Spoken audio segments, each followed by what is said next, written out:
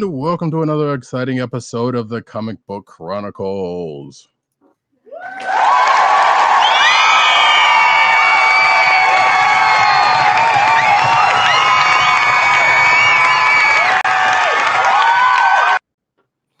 I am your host, Roddykat, and you can find me at Roddykat on Twitter. You can also find me at News Nerds Need on Twitter. You can also find me at CBCaps on Instagram.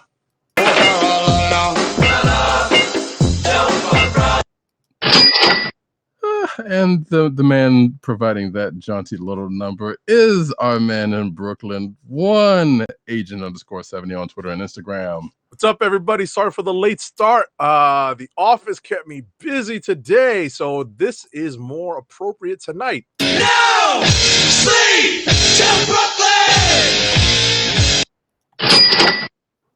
Indeed. And if you're listening to the audio version of this, you won't know what in the world he's talking about. But if you are watching the YouTube channel at the time of recording this, Thursdays 9 p.m. or 9:30-ish p.m. normally, then you will kind of know why we started a little late when we're recording. Yep. And not with us tonight. I guess we have reached our yearly allotment of PCN_Dirt, who you can find on Twitter at PCN_Dirt. You can also find them at Pop Culture Net, and also on Twitter, it's going to be popculturenetwork.com, and his umbrella sites are in. And what's that new Vine? Right. He is on Byte. That's byte.co, which is the new Vine replacement. You can find him under oh shoot, I forgot. Like CMC RVW, something like that. Something like that. Yes. Yes. We'll make sure to get you the correct username the next time. Yeah, I have it. I just didn't put it in the blank. No worries. Or sheet. But anyway, regardless, you can find him on that, and you can follow his Twitter account because he definitely posts his Neo Vines there.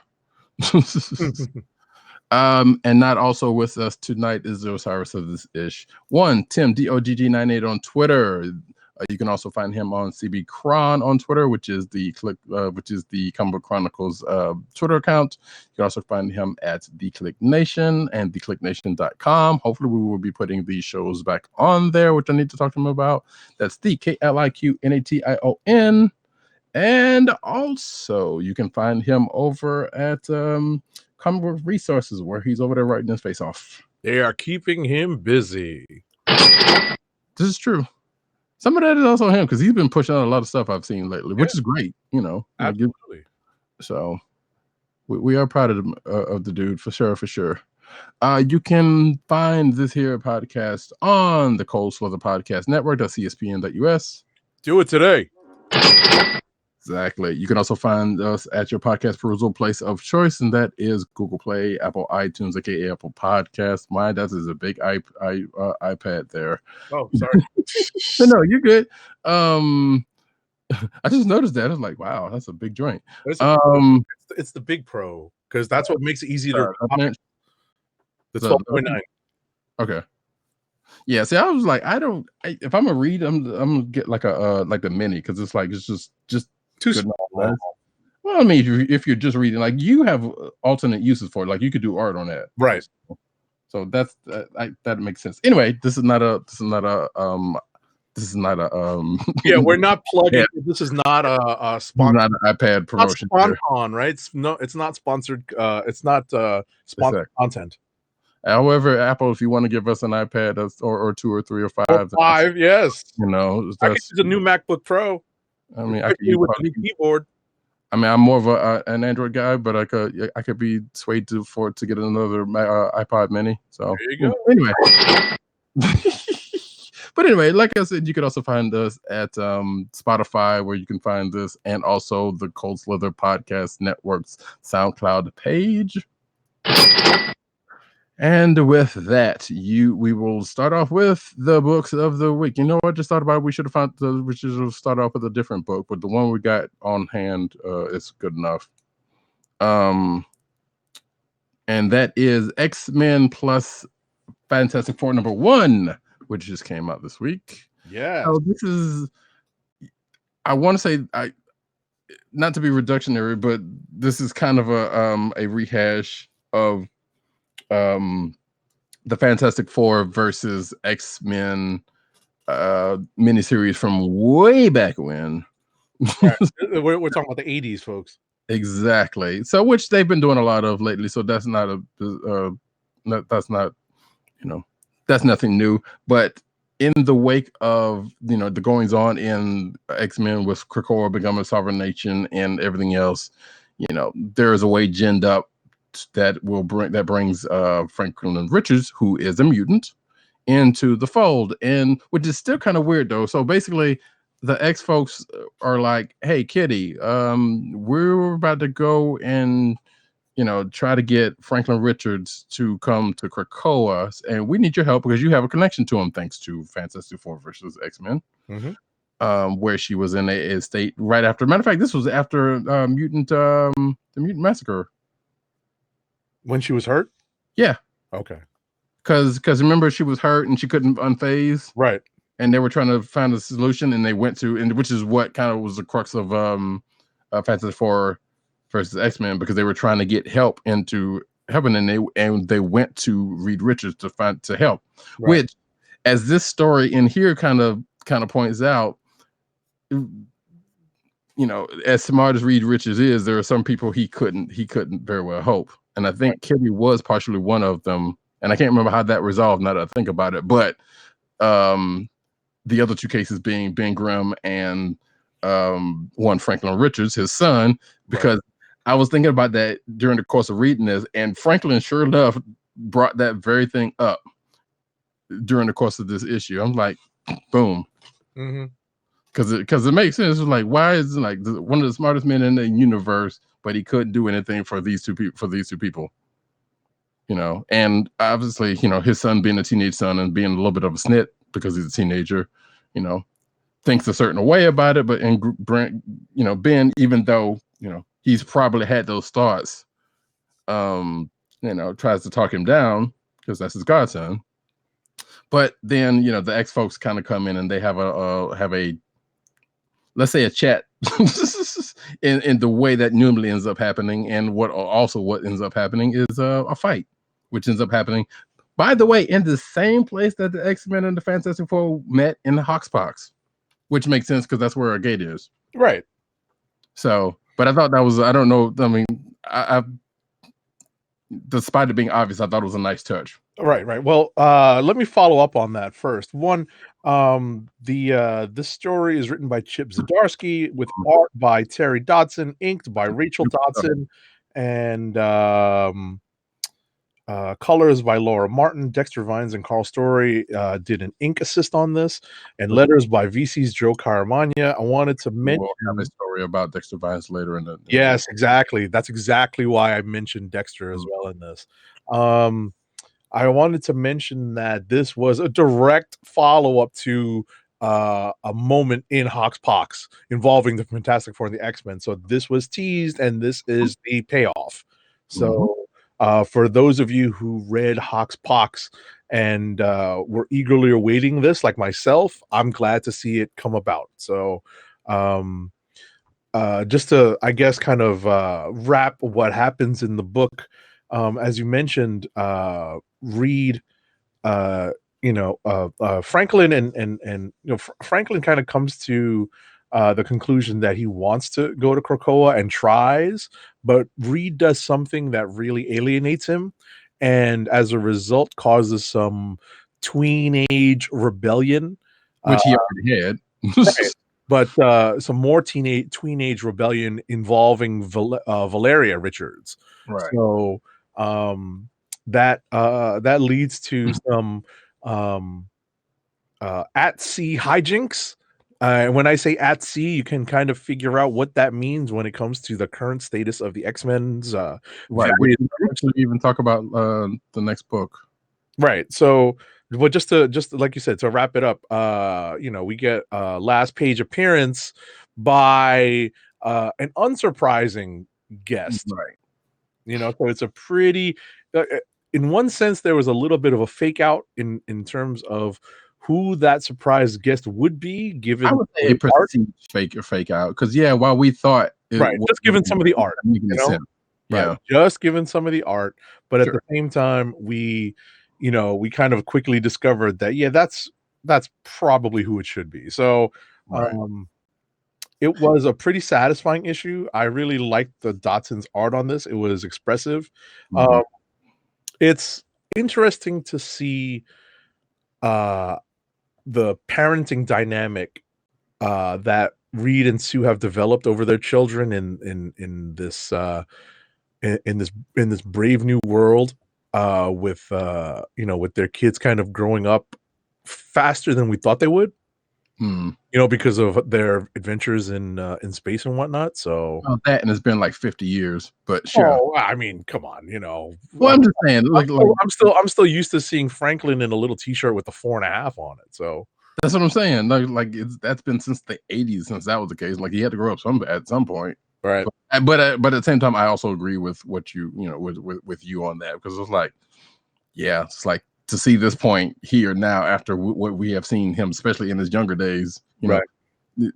onslaught aside. You Absolutely.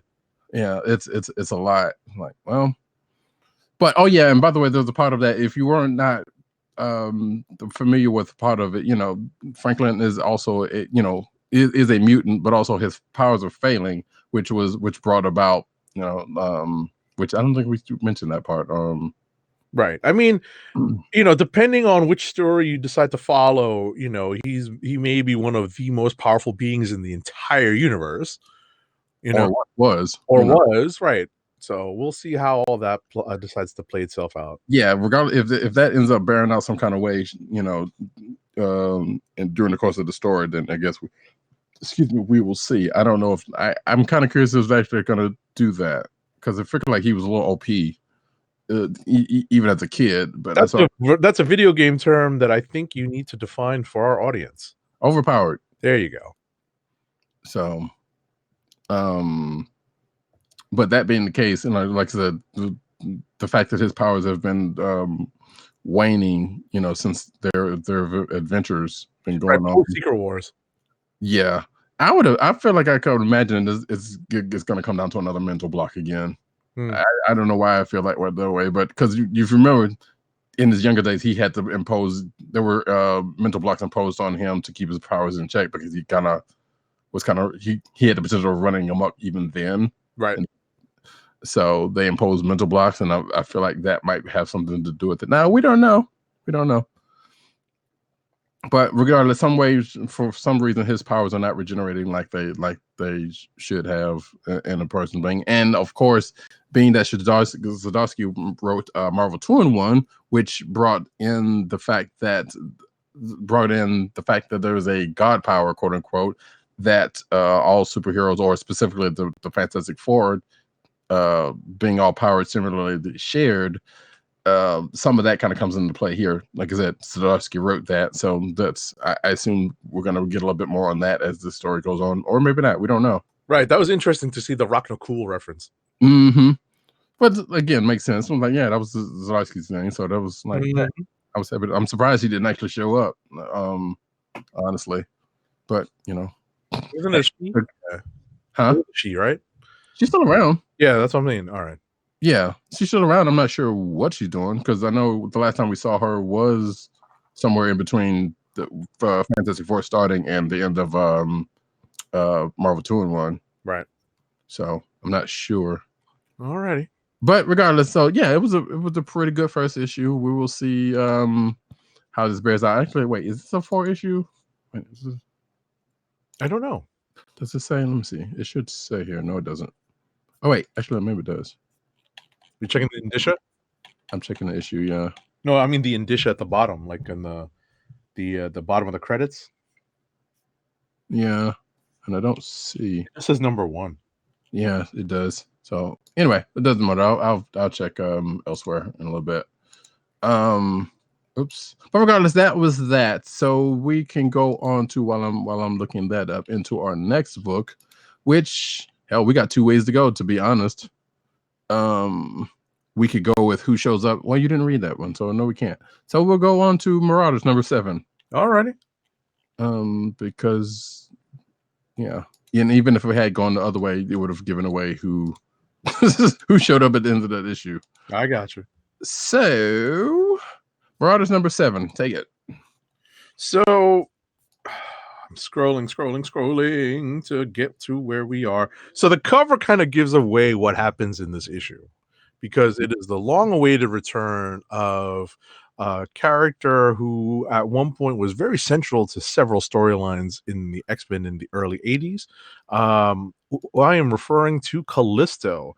This book is written by Jerry Duggan with art by guest. I don't know if he's the new on the new art team for this book, but Stefano Caselli is the artist, and Edgar Delgado is the color artist, and VC's Court Pettit is the letterer.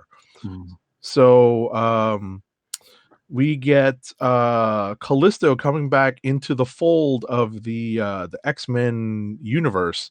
And before you go any further, I will say, like, this is kind of one of the corners of the X-Verse that we were kind of curious, or at least me. I don't know if anybody else said it, but no, me was kind of curious if we were ever going to get anything about anytime soon. The Morlocks? Yeah, the state of the Morlocks. Gotcha. And so the fact that it's happening here now, that was cool. Right. Well, I'm glad you mentioned that, because what I was going to say is now that Callisto's in the fold, that leads directly to an update on where the Morlocks are. But just to do a quick recap of the story, Callisto is being recruited by the White Queen to join her side of the Hellfire Club management, the Hellfire shipping company management. The hierarchy, yeah. So there's the queen, the queen, king, bishop, and then there's a knight, and she comes into play as one of those. Right, as one of the knights, I believe. As the knight, yes. So with that said, there is a scene between the White Queen, Callisto, and a fashion designer who I don't remember. Jumbo. Yeah, Jumbo. I don't know too much about Jumbo, but I know he got killed. He had died at one point, and I would assume he was either a part of Emma's book or something. I couldn't tell you. Well, he's been resurrected along with the mutants that everyone wants to use. He must be, yeah, exactly. So he's a mutant at some note. Whichever mutant, the mutants that get resurrected first are the ones that that writers or artists want to work with. So, right. This matter of fact, and they even say here that Emma has basically used her status to resurrect the ones that are important to her, and apparently he was one of the first. Right. So, for reasons. All right, yeah, go for it. Well, ultimately, we have some more happenings with what are they called? Verendi?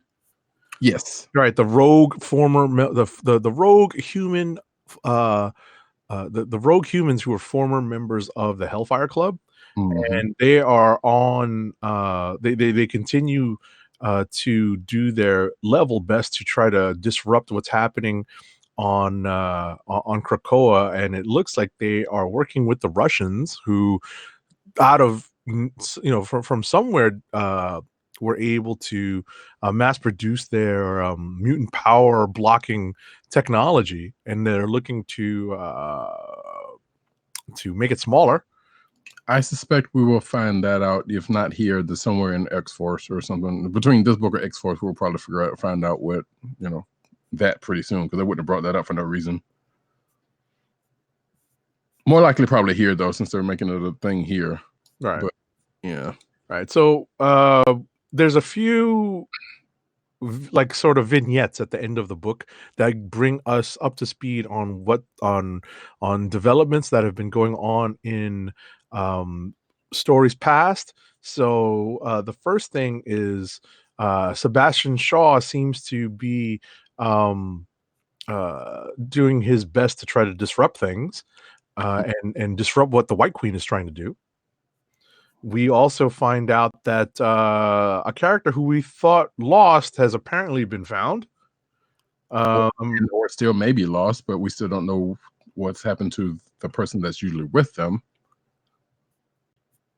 Because that was at the end of the last issue, because I was kind of wondering if they were even going to address it this issue with what happened at the end of last issue, which has to do with this character.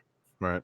with what happened to this character. But it makes sense since since that part with Shaw and the Quiet Council's meeting. Like, yeah, of course they were going to cut to it. Right. So, which also brings, and I'm not sure. I guess ring spoiler bell real quick.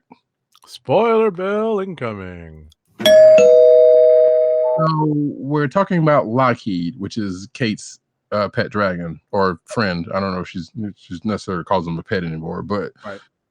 Who was tossed out at sea along with the sinking of the Marauders' boat, thanks to Sebastian Shaw, with Kitty aboard. And that brings up on a question. Well, that brings up on two questions. One, Lockheed's not a mutant, so if he is indeed, which I doubt. I feel like I kind of doubt he is, but if he is indeed dead, does the X protocol or X resurrection protocol can somehow bring him back into the fold, or is he just gone? And also the other question, which is the bigger question to my mind, is do we get to find out whether a prevailing theory about Kate is the truth in that? Because either something critically happened to her or not, because we know she can't go through the quick That's run. a team that we're going to be milking for a while. So yeah, we will see. We'll see how that develops and see what, if any, changes they're going to make to this character. To Catherine, Kate, Kitty Pryde, right? Who, by the way, shows up in X-Men versus plus Fantastic Four, as we said, but it's clearly taking place before. I would like to believe this is clearly taking place before the events of the current issues of Marauders. Yeah, I think so. Yeah, I mean, I feel like that's it's relatively known on that one, because, like I said, given what happens in Marauders, she can't be. There's no way she could be in a couple places at once, given what happened. So that is that for Marauders, unless you got something else. No. Well, I guess the one other thing, because actually this is going to bring us into another book that I know we both read, a name that is involved with the Verendi group, Cade, or is it Cade or Kade? No, I think it's Cade. Cade Kilgore. Cade Kilgore, yes, is one of the prevailing members of it, who also shows up in the next book we're going to talk about, Black Cat number 9, which is always a treat. Oh, this issue was a lot of fun. Just let me get the credits out of the way. It was written by Jed McKay with art by guest artist Chris Anka, and it was really great to see his work on this book. Yeah, I love Anka's art. Yeah, he does real stylistic stuff. Right. Brian Reber was color artist and lettered by Ferran Delgado. And as usual, cover artist J. Scott Campbell, with an assist by Edgar Delgado. Yes, indeed. So so this involves another caper, this time in scenic Madripoor. And the weirdest part about this issue is I'm weirdly surprised that, of all people, Black Cat did not know who Patch was until the revelation in the course of this book. I find it kind of weird. They never had to cross paths if she was never in Madripoor. They have crossed paths before, but yeah, you're right. Oh, exactly. I know, but not in Madripoor, like you said. I know. Yeah.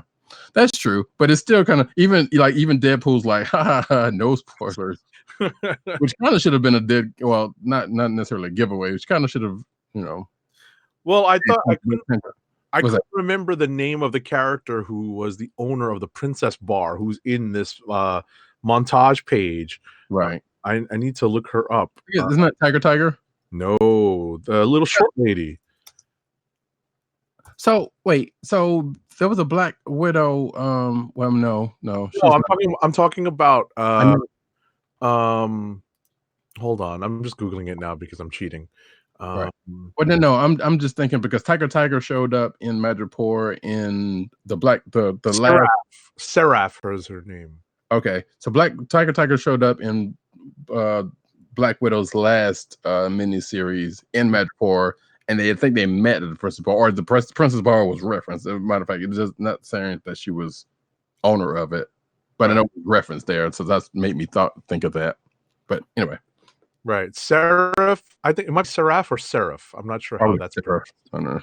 Right, so Seraph. Right, so Seraph appears. She's in the picture in the frame next to 8-Ball. Right. Which 8-Ball, Lord. So and above Howard the Duck. yeah, I was like, yeah, who just so happens to be vacationing in Madripoor. Come on now.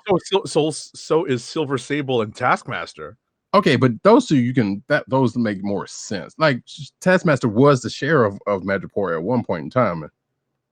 I don't know if he's still that, but wait, was it Madripoor he was sheriff of? Or no, he was in Bagalia. Bagalia, there we go. Right. But I know he's been seen in Madripoor more often than not, so that's not right. That was one of my favorites. He's like, nope, not worth my skin. Pass. Yeah. He's such a mercenary. Exactly. So, but those whole panels were pretty cool going through that. And yeah, there was a couple of people I wasn't too sure of. So you settled one of them. Mm-hmm. But yeah, like I said, she's on the hunt for a painting for another thing that apparently has to do, and also is laying low because it's hot in New York, and not just weather-wise. Right. We had I believe it was the last issue that ended with her. She broke out the black fire.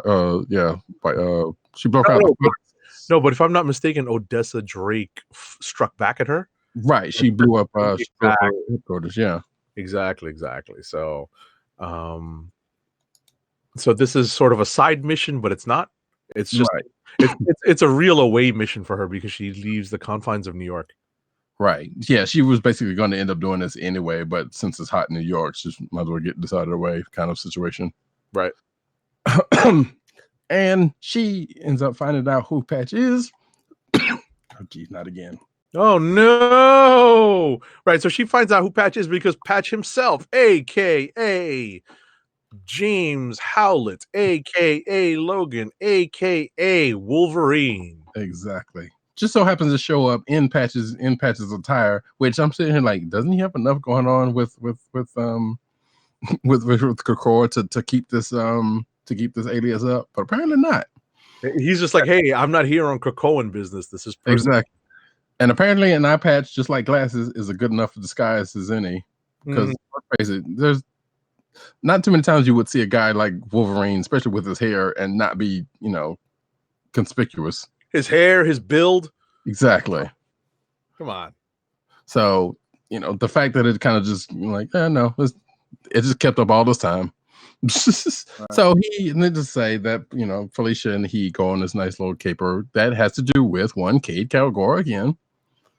Which is kind of funny because this was the first book I read. So I was like, I did not realize until I read Marauders later on that the name would come up again. Right. So, and apparently Cade Kilgore's mission here is basically to keep screwing with Patch, who I assume he knows who that is. Right, he does. Yes, and just to keep screwing with him in the only ways he knows how, because clearly Wolverine's not killable, or even before now he was less killable. Right. So he's basically like, yeah, I'm just gonna take any chance I can to kill you because I know you'll come back, even though he's not actually killing them. So, and Felicia taking this opportunity to get what she wants out of the situation, which is apparently a part of a grand scheme that we still don't know everything about, but we're getting bits and pieces. Right. It has something to do with where the Thieves Guild is keeping all their loot. Mm-hmm. One of my favorite, I really enjoy this book. This is one of my potential clicks of the week. Jed McKay is really telling a wonderfully fun story. And there are lots of little side notes that he inserts into the dialogue, such as an exchange between Cade Kilgore, Black Cat, and Wolverine, where Kilgore says, I thought you were into redheads. And, and the Black Cat under her breath, right? Exactly, under her breath says, "Story of my life." Mm-hmm. As a reference to another close tie to her. Exactly. Exactly. Yeah, I got a chuckle out of that. That was pretty good. Seriously, it's so well written. Like, this book is so well written. I really hope McKay is able to tell the story he wants to tell and is given the time. I don't know what the sales on this book are like. I confess that I should probably just go to, what was it, ICV2 or whatever, like I forget who keeps track of that stuff. Sure. But yeah, like, is this gonna go 12? Will it go past 12? Like, right.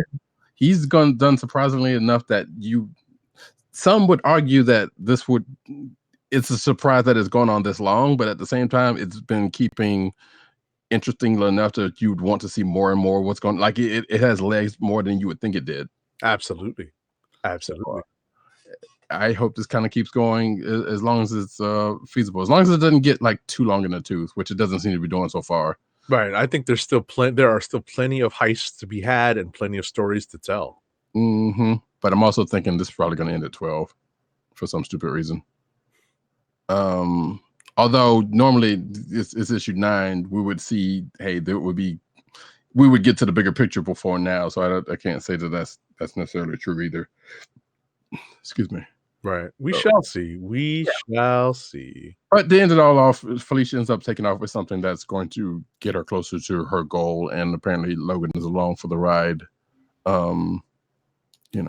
So we will see what happens with that next issue. Mm-hmm. And I guess since we're kind of on Jed McKay, we can go ahead to the other. Wait, you did read it, right? What's that? Ant-Man #1. I did not read it, but you can talk about it. It's fine. Oh no. PC_Dirt read it. Okay. So matter of fact, yeah. Let me see what he got. Make sure we didn't skip anything he's already read. Okay, no, we didn't.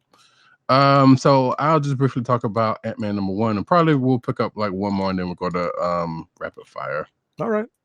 So I will say here, do you plan on reading this? Yes. Okay, so I'm going to say that 1, this is Scott Lang. 2, this is him being Scott Langish. Okay. He's at a certain place in his life, and he's trying to not necessarily do better, but get a better score. But he's also Scott Lang. I would almost say as a nod to the MCU version, but not necessarily, because this is kind of what Scott's been for a minute now. Mm-hmm. So he basically gets a job that seems like not kind of what he would have wanted. He was looking for a bigger score, but this job wasn't what he was looking forward to, because someone comes to him with a paying job, and it has to do with another set of insects that he doesn't normally deal with, especially given his name. But seeing as he has a helmet that can talk to any kind of insects, it works out for him. And if I will say this, the bad guy that shows up in the course of this particular issue is one that has shown up in the Spider Corner of the universe, especially if you are a fan of the 80s Spider-Man and His Amazing Friends show, including especially having an episode where his name gets chanted over and over and over again during the course of that episode. If you're of a certain vintage, you know who that is. But apparently this gives way to some other insect villains that are plaguing. Well, you mean like the arachnoid? No, not that, but there are some other, and I think these other 3, there's like 3 other villains that ended up coming up, that apparently everything is not what it seems. When the first villain that Scott battles is basically trying to amass a power to stave off these other people, or these other villains, insect-based villains that come up at the end of the story. So, and again, this is Jed McKay writing this, and actually, I totally forgot who's doing the art on this joint, because actually the art was actually pretty good in this one too, in spots. Let me see. Dylan Burnett. Okay. Colors by Mike Spicer. So yeah. If you're looking to check that out, you do so, because it's actually it's not bad so far. And like I said, we'll see what it gets into come next issue. That being the case, oh wait, and sorry, PC_Dirt also read this issue, and he says that the fact that the villains are as ridiculous as the hero made this issue fun. I never I guess he said, I never thought ants had such a dry wit. Yes, because that is another humorous bit of this. Because the one thing you always get to see when it comes to Ant-Man is like you get to see Ant-Man talk to insects, but you never get hear what they say. Mhm. And in this one, there some of that bears out. So, which to some amusing degree. But yeah, if you're looking to check that out, go for it. So if you want to pull out another book before we go to rapid fire. Let's see. What would I like to talk about? Do you want to talk about Miles? Yes, let's. All right. So Miles Morales, Spider-Man number 15. Allow me a moment to pull this book up. Let's see here. Yeah, I was not able to pick up my my pull list this week, so I am tasked with reading everything off of the old iPad. So, this is a follow-up to the events of last issue, in which it is teased that a certain disciplinary figure at Miles's school has discovered his big bad secret. This story is written by Saladin Ahmed and drawn by Javier Garrón. I have some bad news, though, that this is Javier Garrón's last issue on Miles because he's moving on to other Marvel work. David Curiel is the colorist, and this is lettered by VC's Corey Pettit. And before you go any further, yeah, that part of the issue, as far as the dealings with the disciplinary person, the vice principal of Brooklyn Visions, that part's during the course of this, it seems kind of predictive. You mean predictable? Yeah, I got you. Because of what happens during the course of the story. Right. It couldn't have. I mean, granted, there was a way that it wouldn't have gone that way, but at the same time, it's like, yeah, I can't see how that would have not gone that way. But at the same time, well, I'll let you go ahead and finish talking about what happens first, and then I'll get to what ends up happening is that in not in conjunction, but coincidentally, just as Miles's secret might very well have been discovered by this vice principal, it just so happens, just like every Spider character, something happens to distract everyone from what's just gone on, and that is the Green Goblin of the Ultimate Universe decides to pay Brooklyn Visions a visit. Essentially, it's very much like the old stories where criminals would attack the Daily Bugle looking for Peter Parker because Peter Parker took Spider-Man's pictures. There's cartoons and comics that dealt with that very issue. So except in this one, the Green Goblin seemingly has a way to track Spider-Man, aka Miles, to this place because he's like very sure that he's here, and seems implied that he has some way to know that he's there. Right. So he's tracked him to this location that he realizes that he can find where Spider-Man, this particular Spider-Man, is connected to. So of course, this Green Goblin, and what does it call them? The Goblinettes? Right, the Goblets, yeah. Goblets? No, it can't be Goblets, can they? Hey, sure, why not? It could be the Goblinettes, because that denotes, I don't know. Hold on. What did he talk? How did he refer to him? I totally forget.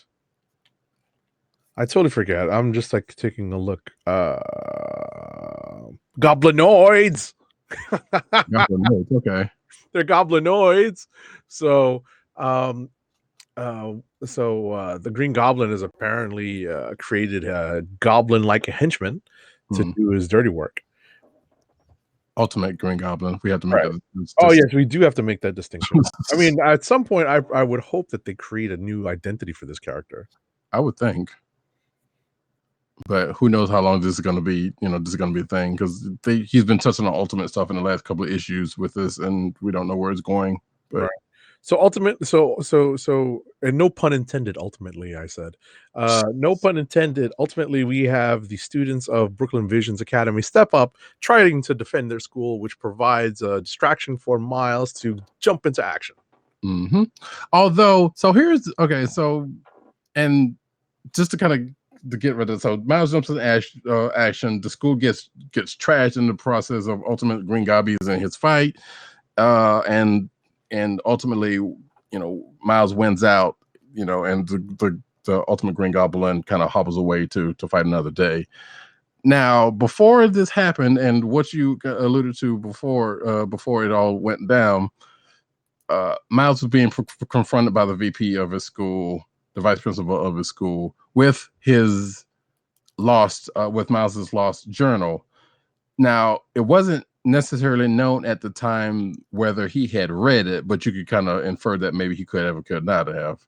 Right. But before that happens, like Scorsese said, things happen. Miles just instantly rears up his shirt and starts like he's going to change right there in front of dude who he sees. I guess Miles was like, well, he already knows, so right. I'm just going to go ahead and do that. But at the time, we did not necessarily know for sure that so basically it seems like, well, Miles just gave away his secret identity before he even knew what the dude knew. Mm-hmm. To me, which was like, that's kind of dumb. But at the same time, we also find out at the end of the book that he did actually read the book and to trying to find out, and that basically is like, well, hey, guess what? All's given everything that happened, hey, here's your fanfic back, and you're off with suspension, and everything's cool. We're all right. We're good. Mm-hmm. So apparently, so this guy still knows his secret identity, but I was the one other thing I wasn't expecting, because when, as you said, the students were kind of stepping up, including Ganke, and Barbara was kind of knuckling up, and everybody was trying to defend the school. One of the first ones to do it was the VP, who basically was like, "I'm Spider-Man," and got swatted away. But and I guess that was the time you knew he knew. Especially with the glances that they gave each other, kind of knew at the time. But then again, he could have known because Miles was basically in mid-change when right in front of him, and not because he read the book. So that was a part of that was like, really? Did you like? I don't know. It went the way it was supposed to go, but at the same time, like that. Miles is usually a little bit more careful than that, but at the same time, given but exactly given the situation where literally he's being attacked on his home turf, right, where all of these students are, right, it was kind of a rock and a hard place type situation, but at the same time, it was like, I don't know, things would have probably played out similarly if he had not done that, and potentially the guy couldn't have known. But then again, if he had already read it, which he had, seemed like he had, then that's a moot point. But it's something that kind of stuck out at me during the course of reading this book. But that said, it was a good issue, and it's a potential click of the week for me. Despite kind of being a little predictable, and at the end of it, So and apparently the page after the page of the preview potentially shows some so it shows Green Goblin getting a little closer to home than he had gotten this time. So we'll see where that goes. That being the case, I guess we can move on to rapid fire. Yep. Spinning it up. Wait, hang on. You didn't read Miss Marvel? I did. You want to talk about that? Yeah, why not? That's fine. So, another book written by Saladin Ahmed. This is hold on, let me pull this up. This is the culmination of a recent storyline involving an illness suffered by Kamala Khan's father. The artist on this book is Minkyu Jung, with Juan Velasco on inks and colors by Ian Herring and letters by VC's Joe Caramagna. As I said, this is the culmination of this recent story arc involving Kamala Khan's father, and it has this illness has something to do with their shared inhuman ancestry. So someone who has been a recurring guest star in this story. One, Dr. Stephen Strange, with his newly repaired hands, is on this particular medical case. Thus, he is providing the surgical care to. Nice, Tim. Right. So, he's providing the surgical care while Kamala has been in combat with Mr. Hyde, and she has found herself also under attack by the Storm Ranger outfit, and finds that she's in need of some help, and Bruno jumps to her aid. Go ahead. I say, as he tends to. Right. In this case, she was in desperate need of it. And he essentially gives her an idea, the plan to take down the Storm Ranger suit, which seems to happen a little too easily, in my opinion. And I don't think this is the last we've seen of the Storm Ranger suit. What do you think? Yeah, I can see that. I mean, let's face it, the parallel to this would be Vietnam, and we see where that got to. I mean, I'm not sitting here saying that it's going to be the exact same, but an seemingly easily dispatched villain doesn't stay gone for that long, especially if you of that power set. Right. So I would even imagine that the suit's probably going to end up in the hands of someone that Kamala didn't expect. Right. And who has less qualms about what the suit was trying to do.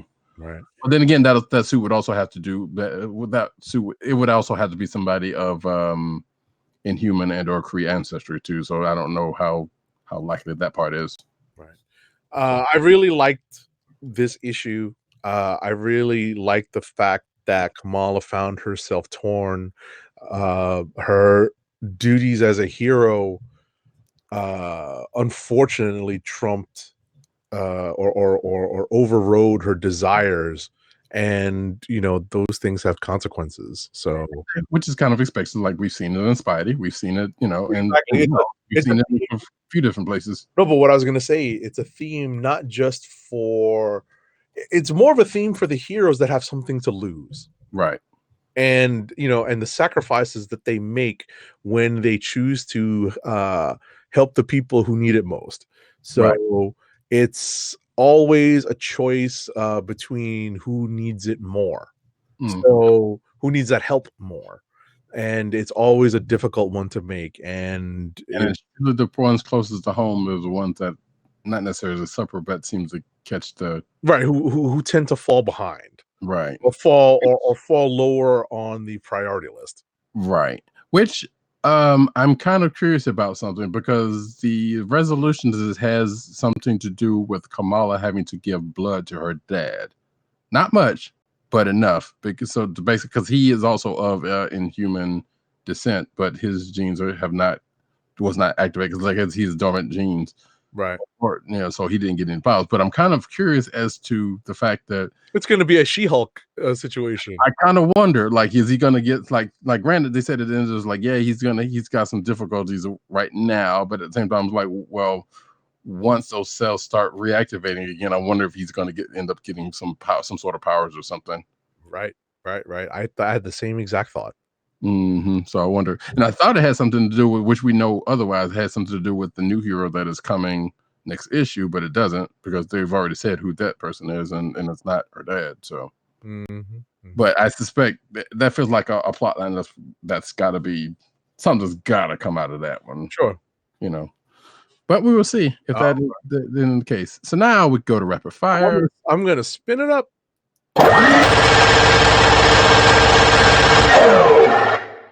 Let me knock out the one book that I have left on rapid fire. That is Daredevil number 17.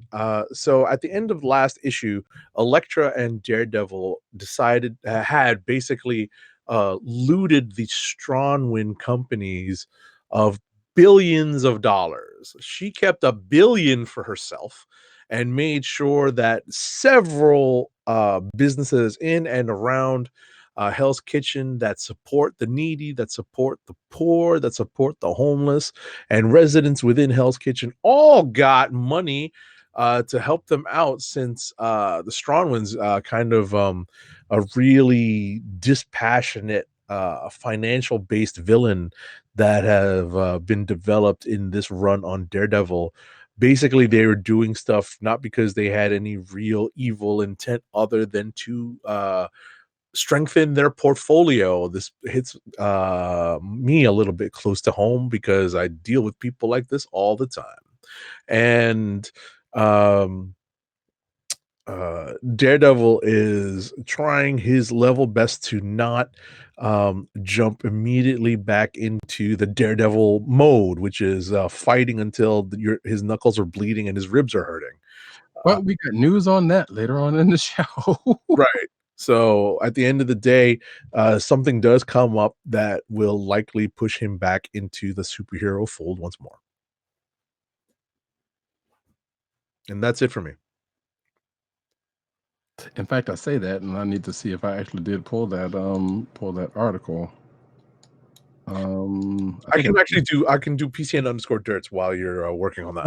Because there's a couple of my also read of his that he's also read. Okay. Batman number 88. I did not get to this. PCN_dirt's worries about the easy coincidences were answered with a conspiracy within a conspiracy.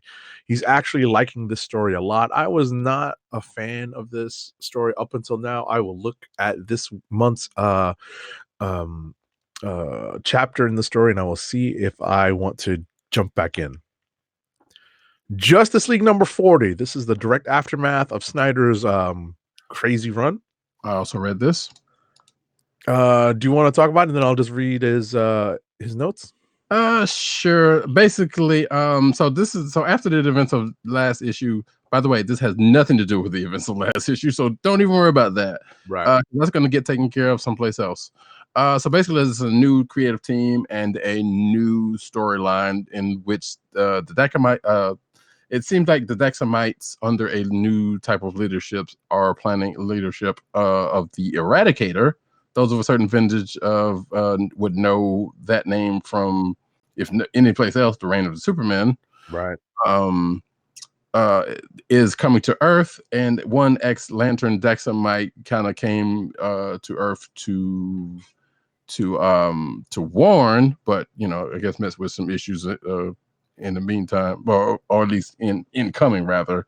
But that gets out, and basically at the end of this issue, the invasion has found itself, and the Eradicator has found itself to Earth. Now, there's a couple other side issues going on where, Green Lantern's kind of taking charge, but Batman's kind of seemingly, not caring for it too much, and that kind of comes out. And this is also set after Superman tells the world that he's Clark Kent, or he was Clark Kent. So there's a little conversation about that he and Green Lantern have, as well as about Green Lantern being in charge of what's going on, since he knows more about, or he knows as much about the situation than the rest of them does. But that's pretty much it. It wasn't a bad issue. I'm slightly curious to see what's going to come up yet. There's also another part of it that had to do with the Flash and some sort of hesitation in the initial battle. I assume that's going to come up at some point, but who knows? So yeah, it's not bad, but it's basically a new direction going with the Justice League. It's kind of, I guess, getting back to basics to a point, as much as it can for the Justice League. So yeah, but you can check that out. Next up. Just on Justice League. Did you read PCN_dirts? Oh no, I didn't. You said you were going to read it. Yeah. So he basically says, who knew that a relatively simple plot, when well constructed and presented clearly, could actually make such a satisfying story? All right, everyone who hasn't written Justice League in the last 5 years, shots fired. Shots fired. All right. Next up, Butcher of Paris, number 3. While PCN_dirt enjoys this series overall, this issue was bogged down with dialogue and little plot development. he is still holding out hope that this will be a good series when it wraps. You read Ant-Man #1, and the last thing that he read was Star Wars Darth Vader #1. Take it away, and I will read his note afterwards. Yes, dialogue, the bane of quote unquote highbrow comic readers everywhere. So sad. Anyway, I got to get that in there some kind of way because that's a whole thing. Anyway, yes, Star Wars Darth Vader #1. Unlike PC and Unscore Dirt, I am curious about this, where this is going to go. He didn't like it. I'll just go ahead and blanketly say that before you even get to his notes. But basically, so this takes place after Empire Strikes Back. There's references to basically, well, just the revelation of him being of Luke's dad. That's kind of, that happens, which also happens in Star Wars, by the way. So, like I said, there's a parallel thing going on. But from that, sends Vader on a mission to not find Luke, but find out who kept Luke's presence from him. And basically Vader's like, okay, these people kept them from me, so I need to find them and kill them. Which, at this point, a lot of them are dealt with or in hiding as a point of this.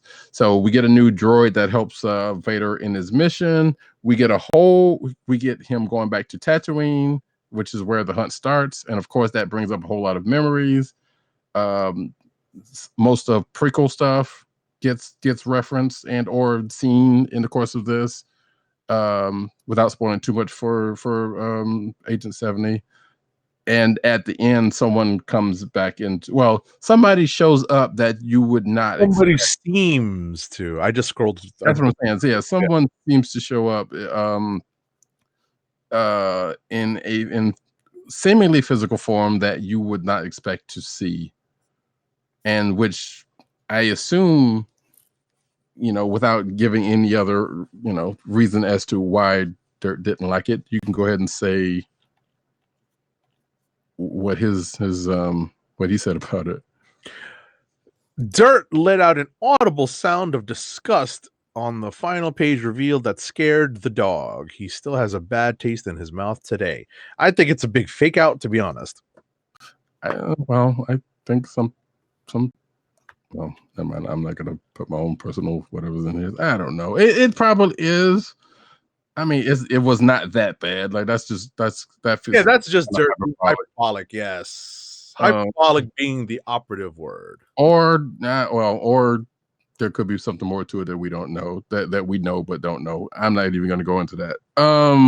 But yeah, it's just, that's like, okay, that's a little much for that. And again, we said this before the show, like, and granted, because we see the solicits, we kind of knew this was coming, or because it was alluded to in the solicits already. If you didn't read the solicits, then that's a whole nother situation, which sometimes that's a good thing to be, because exactly, to be surprised. Yeah, exactly. So, but that being the case, we will see what this ends up being in the coming issues, without giving too much away. And I believe that was it for him, correct, sir? Yes. Okay, good, because I was almost finished to copying my stuff in. So I will just try to do that on the fly. So I apologize for all the clicking. And we start off with Captain America: The End. Do you plan on reading this? Maybe. I know that Eric Larson is definitely channeling Jack Kirby art. Yes, that is definitely true. Mm-hmm. But so basically, Zombie Red Skulls, that this is essentially the last Captain America story. That's what that has to deal with. Just because, of course, right? I don't know. It felt kind of predictable in part of it, but it didn't end up like I thought it did. But something that was slightly grown worthy to me happened in the course of the story that would have made it more predictable if it had ended up the way I thought it would have gone up. Because usually the end stories end up with the main character dying, and maybe possibly someone taking their place. You know, but it's usually the end of the line for that particular character. Right. And let's just say it is, but it isn't. Because I guess because it's Cap, I don't know. So, but yeah, I don't know. It was all right, but I was like, this is kind of silly. That's all. Doctor Strange number 5. So Dr. Doom is looking for the inventor of the mask. I said in my notes he's looking for the G.I. Joe weapons maker, which that would be Destro, which that would be not true because he also made the Weather Dominator, and that was where I was trying to go with this. But that's not also true either. So basically, there is a person that he keeps seeing in his visions, and that may or may not. I don't know. This is a weird one because, like, all right, he got assassinated. He went underground, and now all of a sudden, like, hey, here's and this person who we've been seeing in his dreams, he decides to look up because the Taskmaster said, hey, this is, this is the code name for the thing, but it also has to do with this person who has something to do with a weather experiment she's doing in New York Harbor. And then Doom hunts her down and is like, hey, I saw you in my dreams. We should get married. Or at least my visions are telling me we should get married. And apparently she has... And Jagged Edge came out and sang? Nice.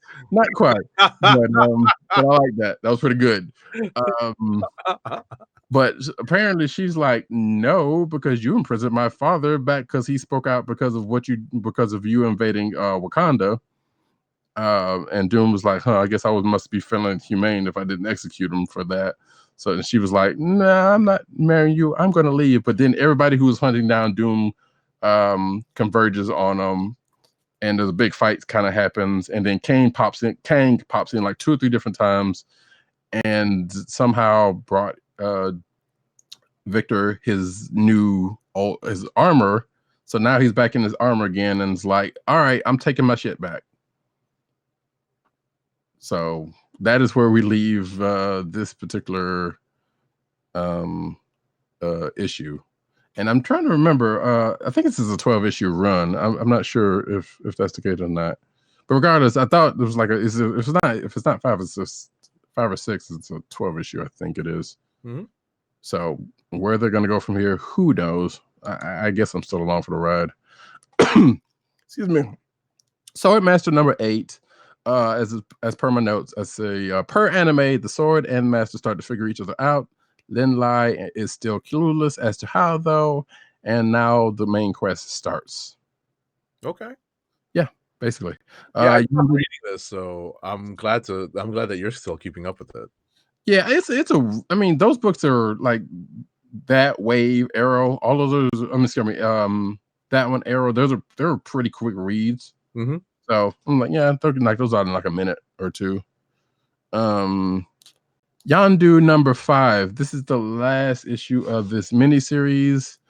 I don't know why I stayed on this as long as it did because I knew kind of I figured like I knew where it was going to end up going, and sure enough, it kind of did. Mm-hmm. Old Yondu and MCU Yondu were basically together. OG Yondu was trying to get MCU Yondu on task to be a hero and to basically make sure his OG Yondu's future comes to pass, which MCU Yondu being MCU Yondu is kind of incredulous and that kind of stuff. But they have a nice little buddy adventure, and unfortunately, this ends up in one of them making the ultimate sacrifice, and you can pretty much guess which one that is. And the other one going on to maybe possibly changing their life a little bit. So now, as a fan of the OG Guardians of the Galaxy, which means I'm a fan of OG Yondu, even in his bad turn in that one spot, I was kind of disappointed in this, but I knew it was going to happen. Mm-hmm. So now, I don't know. It felt like there could have been something that they could have not done that, because there was a way to kind of be like, oh no, well, because the thing the thing that set them on this course in the first place was this thing they had called some kind of an urn, but it held power cosmic, and they've used it a couple of times to one way affect the other, which brought the Silver Surfer into contact, including this issue also. So I felt like they could have used that to kind of get out of that, but at the same time they didn't. So if anything else comes out of this going forward with MCU Yondu, then yeah. Strike Force number 6. The Ghost is gamifying Moonstone's little experiments, and we get why, because apparently she was holding on to someone that was dear to Ghost, whose consciousness, get this, whose consciousness was downloaded onto a memory card. Okay. There is not a memory card big enough, real terms, to download, to put a human consciousness in. So the fact that they had a SD card was like, oh yeah, here's her consciousness, which is, I think later on in the issue they did kind of mention, something against that. But regardless, so he's helping Moonstone. The Strike Force team is caught up in this in another side of this. For some strange reason, Moonstone ends up almost taking down half of the team, but they eventually get her in the end, and she ends up going to Ravencroft, which is the Marvel equivalent of Arkham Asylum. And for some strange reason, I guess, given that Ravencroft thing is going on in other books, they devoted a couple of pages to that for some reason. And then the team basically starts going on another mission, which has to all kind of sort of get back them onto their original mission, because Damien Hellstrom and Wiccan were babysitting someone who apparently got away from them for a minute, but now they found them and they're getting back to, like I said, back on track to that original mission some kind of way, because this was kind of a side mission type situation. Yeah. Let's see, what is next? Oh, Martian Manhunter number 12. This is finally over. It's finally over. And because this was a weird one to read, and because it was coming out monthly, it was like kind of hard to keep track of, because monthly books kind of get shuffled off because of books that happen every other week. So it's kind of hard to keep up with stuff that's like, that happened a month ago. Again, this one was a weird one, but it all basically comes down to an exiled Martian that was on Earth kind of comes back into John's life, haunting him with his old past. John had to kind of get over that during the course of this whole thing. And now the final fight happened between these two, which, spoiler alert, John won. Right. And during the course of the whole thing, his partner, who also had a secret of her own, kind of actually came out. You can pretty much get what I mean by that. So what the end results is, and there was another person who got caught by the bad guy and was turned into a Martian, but not so now that person is now still a Martian, and I guess going to be helping John out. And John's secret identity is no longer a secret identity or anymore, because now that secret's out to his partner and everybody else in the town where this big thing happened. That's that. He's not necessarily out to the world, just this town knows who he is now, and that he's a Martian and all that kind of jazz. So pretty much all their wells that ends well, I guess. I don't know if there's going to be anything else coming out of this, but it is what it is, and it ended. And that actually is it, because we talked about these last everything else. Yep. All right. Incoming. Oh, wait. Did we finish? We did finish. Yeah, we did. Okay.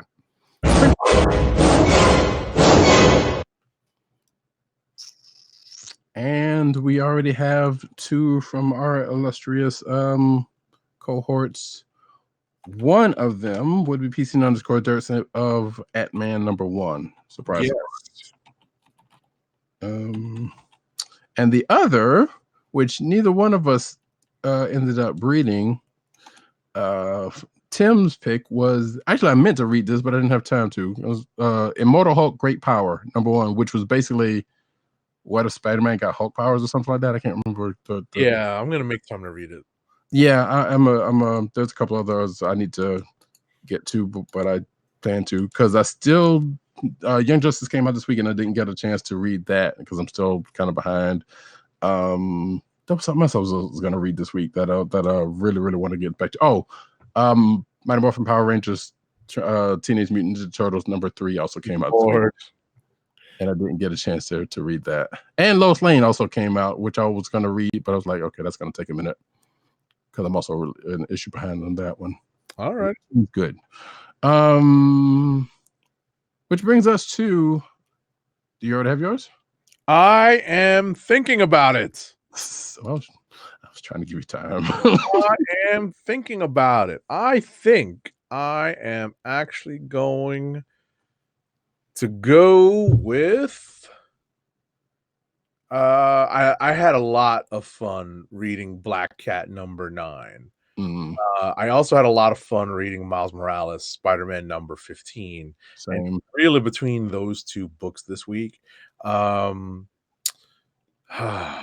did I really enjoy reading? You know what? I wanted something fun and relatively light to read.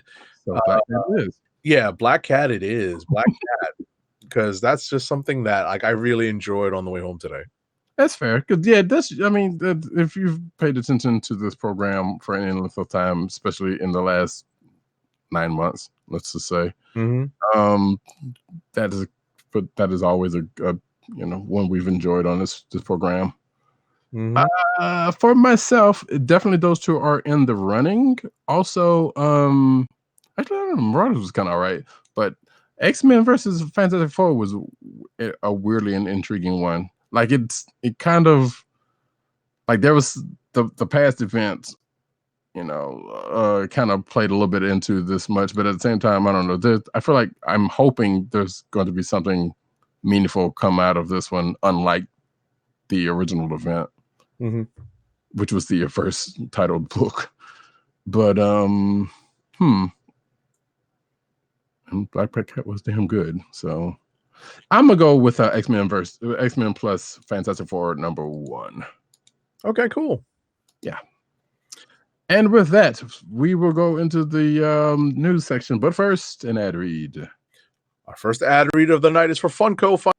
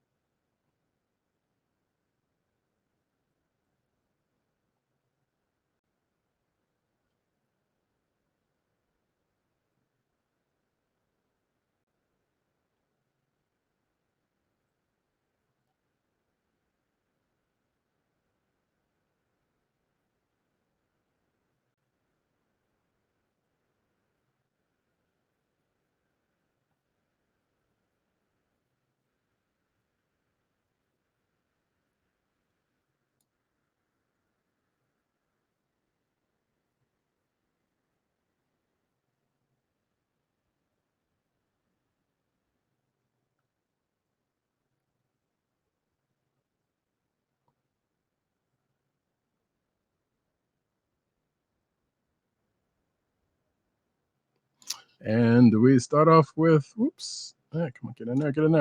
There we go. The cinematic news, like we always tend to do about this time. Sorry, there's a couple of pieces of news that I was going to tag in at the end that I get a chance to watch the first episode of Picard, that is Star Trek Picard, for free on YouTube. I believe so. Yeah. So if you don't have CBS Access, you can. It was as of at least like a day or two ago when I was perusing YouTube. Oops. Yeah. So yeah. Matter of fact, I wonder if it says here. It may actually say here how long. It does not. So yeah, go check that out. It's probably still there. And now for the big joint.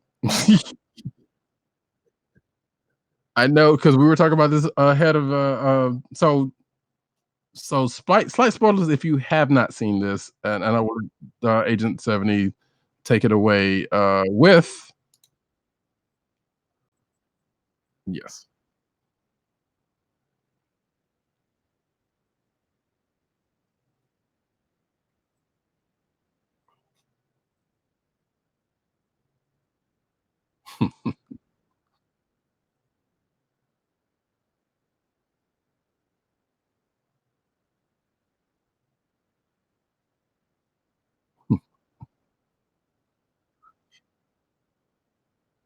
Yeah.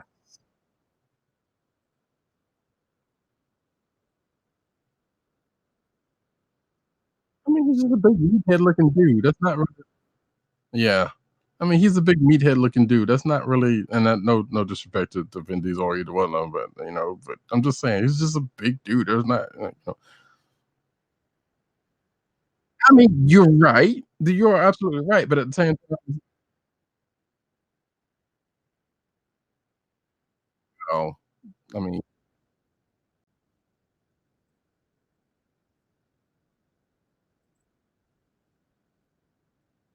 mean that's true, but at the same time, yeah, I mean, come on. Realism is not necessarily the thing that this is going for. Yeah. No, I mean, it could have been worse. Like, what if it was reversed? Like, what if like Cena was Hobbs and then The Rock ended up being his brother or something? Like, I mean, yeah, like this is not outside the realm of possibilities they could have done that. But it didn't work out that way. And yeah, so John Cena, which I'm not too crazy about, but that's I'm not a wrestling fan either. So, but as far as this is concerned, hey, it works. It works. Yeah, so right. So wait. Before, so I think you said it, but I might have stepped over you. So yes, we find out Cena's in this, and he's playing Dom's little brother, not big brother, because this is like obviously the size is not necessarily a giveaway here, but he's playing like I'm always like, how old is Cena versus Diesel anyway? Not that that matters that much, but yeah. So okay, so basically, so yeah, so Cena's playing Dom's little brother who's never been seen before. Exactly. Well, see, that was the other thing I was kind of wondering about. Like in relation to Mia, like where does he stand also? And also if you're watching that Netflix thing, like we know he has a cousin, a little cousin. So, but that's the point. Exactly. So having a family relation outside of Mia was not a thing. But we also find out that well, so I haven't seen Fast 8 and there was something that I think was possibly spoiled for me in this trailer that came out of that movie. And I think you know what it is. So without giving away, like I said, I don't want to give it away for people who haven't seen the trailer just yet. But if you've seen the trailer by now and you're questioning another relative to Dom that ends up showing up, you know, who's named for a character who's no longer in the series, rest in peace. But yeah. So anyway, let's get to the rest of it. Huh?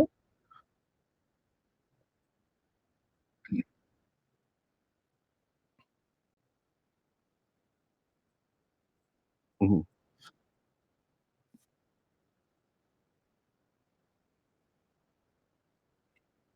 Right. And then watch the trailer. So that was the exact same thing I was going to do with my wife because she hasn't seen because neither one of us is because I got hurt. I think I said this like a while ago that I had gotten her into the franchise, and we neither one of us had seen Fast 8 yet. And I told her when this came out, it was like because she was watching the Super Bowl, and I'm like, if they show yeah, 'cause I don't know if they showed the commercial during the Super Bowl, but I think they did. But regardless, if they did turn, don't look away. We need to watch Fast 8 first before you see that. Because I already spoiled it for myself, or at least that one part. But that's a minor part in the bigger thing, stream of things. But regardless of all of that, the bigger thing that happens in this trailer is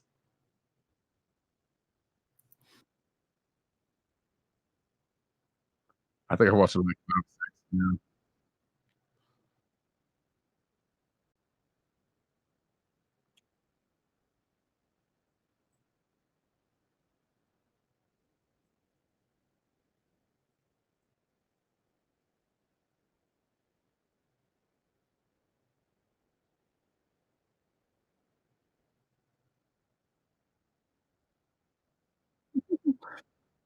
And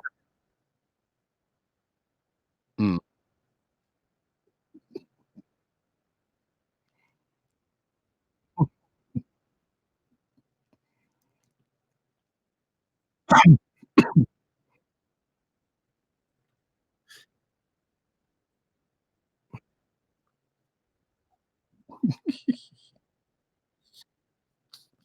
I wish I would have loved to have seen your face when when you saw that.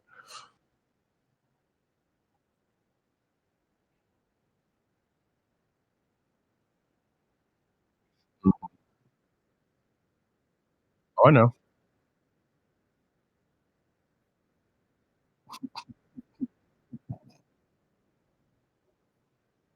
And I got spoiled and I still had that moment.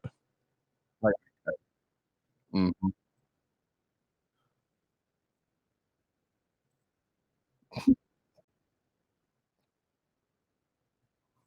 Yeah, like I said, so this is want to be one of those times where I was like, I would love to have seen a reaction video from Agent _70 to see what he thought about it. Just right then and there, because this has been something we've been talking about, or specifically he's been talking about for a while, and it makes sense. Like it, well, well, you know what? As batshit crazy as this whole franchise is not surprising that he's back. But we just don't know how he's back. So I guess we will get that. I'm still under the impression that there's a similar thing to what happened to Letty, with though her thing was kind of tied to Brian. Which so who knows? Yeah, but regardless, the fact that yeah he's back, and it doesn't seem like, because there have been some people who was like, well, wait, this is not another time jump in it. Like, no, he's looks like this is a hero now situation. Yeah. Like, so that is actually also part of the problem of this.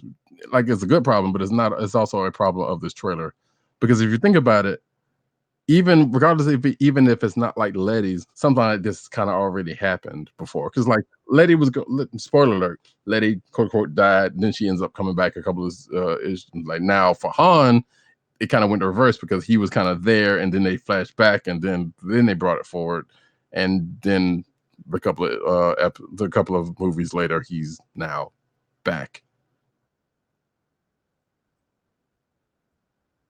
Right. Which, by the way, oh, I meant to put that in. I will still put that in there. There is a timeline that IGN did, I believe, leading up to Fast 9 that I was watching, which is actually kind of what spoiled me for Fast 8 a little bit, which that was my fault for watching that. Uh,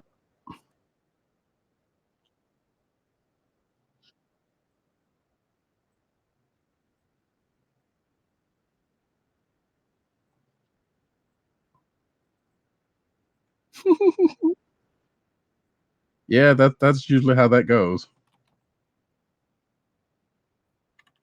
Yeah, like I said, it's a good one to have.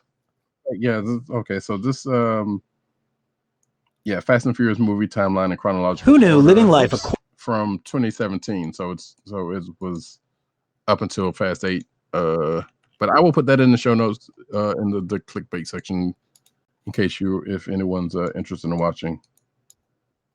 Uh, but yeah, so yeah, that was the I guess you can almost say that for us this was the big news of the week.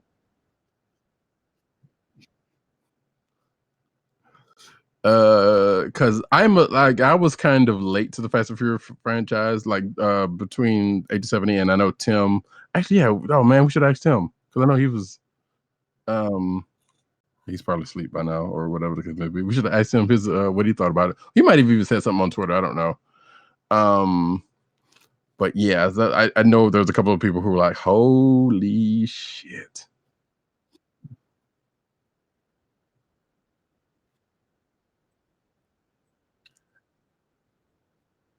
Mhm.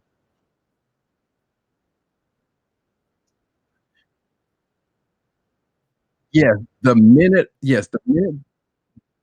right, the minute that came out, which was one reason why I got spoiled for the trailer, is that people were like, "Hey, here's the big thing in the trailer, blam, about Han." So I was like, "Damn it, why? You could have given the people a day." Now, I get it. People love this franchise for some odd reason. I still don't understand it, and I love it. But, because even if you see even outside of what we just told you, the trailer's kinda crazy. Because there of obviously some stunts and stuff that happen in the course of the thing. So clearly they're continuing to go balls out with this franchise, and I'm fine with that if you know if it keeps up that energy. But the only other thing, and I know I've said it a couple of different times. So okay, here's another problem that I have.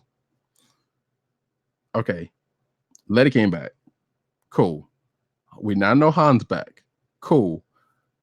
Owen came back, but who was the cause of both of the but when not well, excuse me, wasn't the not the cause, was basically part of the cause of well, partially part of the cause of someone else dying in the franchise, that being Giselle. Like, so everybody's come back. Why they can't bring her back? Now I know she's on the bigger and better pastures. I get that. But if he came back and he basically, quote unquote, he could have died in the same way that she did, because they pretty much went out the same way, if we're being honest. But he came back the next issue, but he was all broke up, and she seemingly died. And then, of course, we found out that that the drift happened, and Han supposedly died by his brother. Spoiler, you know. And now we found out that apparently that was a ruse or something happened. We don't know the case. We don't know what's happened. Is the way the reason could be his twin brother. We don't even know. That would be the craziest thing they would do in this franchise. But they could bring back Giselle. That's all I'm saying. That's all I'm saying. That's just me, maybe. Because pretty much everybody who has supposedly died that is not a bad guy has always come back. Um, have you seen Hobbs and Shaw on a side note, or you still haven't? You have?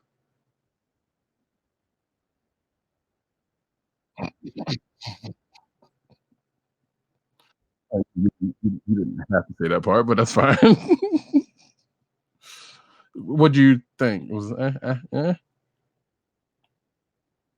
feel like probably like I mentioned before, but right, it was a notable side project. Okay, fair enough.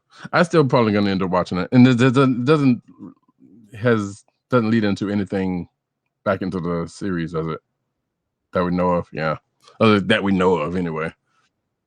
Okay, but anyway, so yes, that is that. So there's a Fast and Furious trailer. It is balls out. Han's back. There will be possible justice for Han. Seems like. So we just need to see how that happens, and we probably will. Apparently, Cardi B is in this one. Hey, hey, hey, hey, hey, hey, hey. Oh, and also Helen Mirren shows up because I think she was in Fast 8, wasn't she? Yeah. Charlize Theron's back. And everybody else is back. Yeah. Yeah. Ludacris gets a little bit more action in this one. Looks like given the scene that he got. But you know what? We will find out on May 22nd.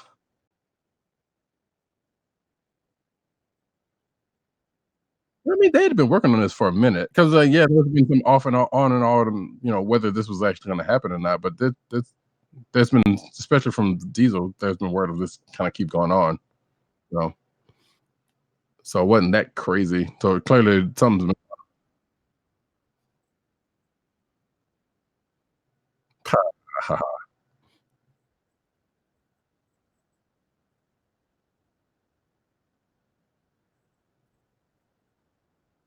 right. Well, yeah, relatively it is. It's a quarter mile at a time, folks.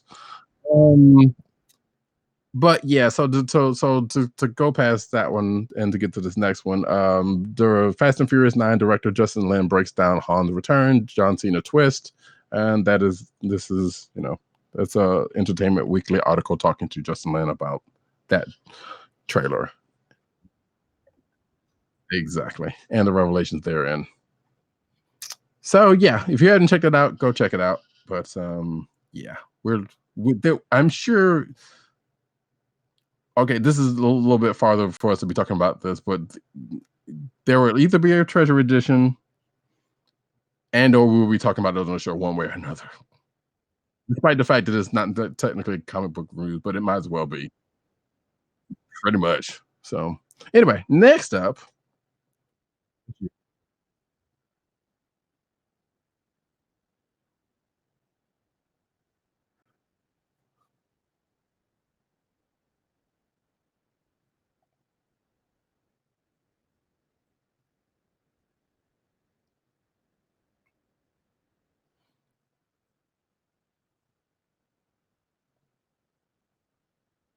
Mhm.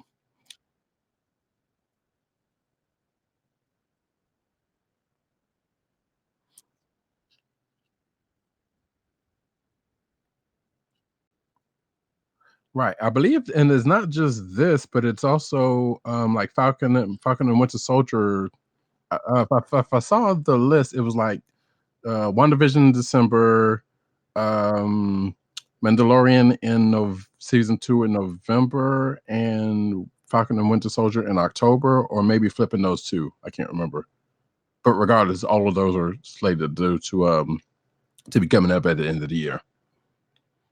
So cool. Also, in the course of that teaser, we for WandaVision, we saw a tease to old school Scarlet Witch costume, which in this clip, if you're watching the video, you can see the still that they use as a thumbnail, kind of like a Halloween version of the classic comic book costume, which hey, it's not terrible looking, but at the same time, it's not you know it's a little off, but it's still evocative, especially with the headpiece. So that is another thing that people noticed during the course of that teaser, as well as the other things. So yeah, and matter of fact, you can see another version of that because it doesn't have the under part, the what regardless, it's almost there, not quite there. Which kind of leads me to believe like, okay, this is a Halloween, like the show's gonna have like a Halloween episode or something, and it's like, hey, this is my Halloween costume. I don't know. Who knows? We'll see when that happens. When that happens. Actually, I kind of am, because this is kind of the weirder Disney Plus Marvel related stuff that's that's happening, especially when they said it's supposed to be like a sitcom type deal.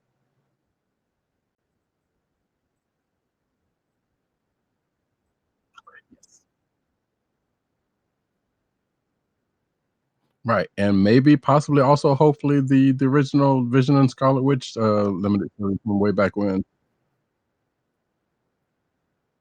But yeah, I mean, yeah, yeah, yeah.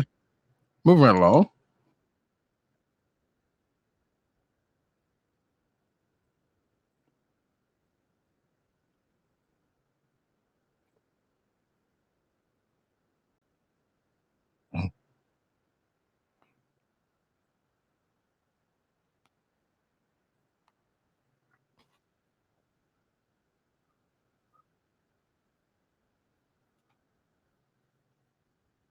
Hmm.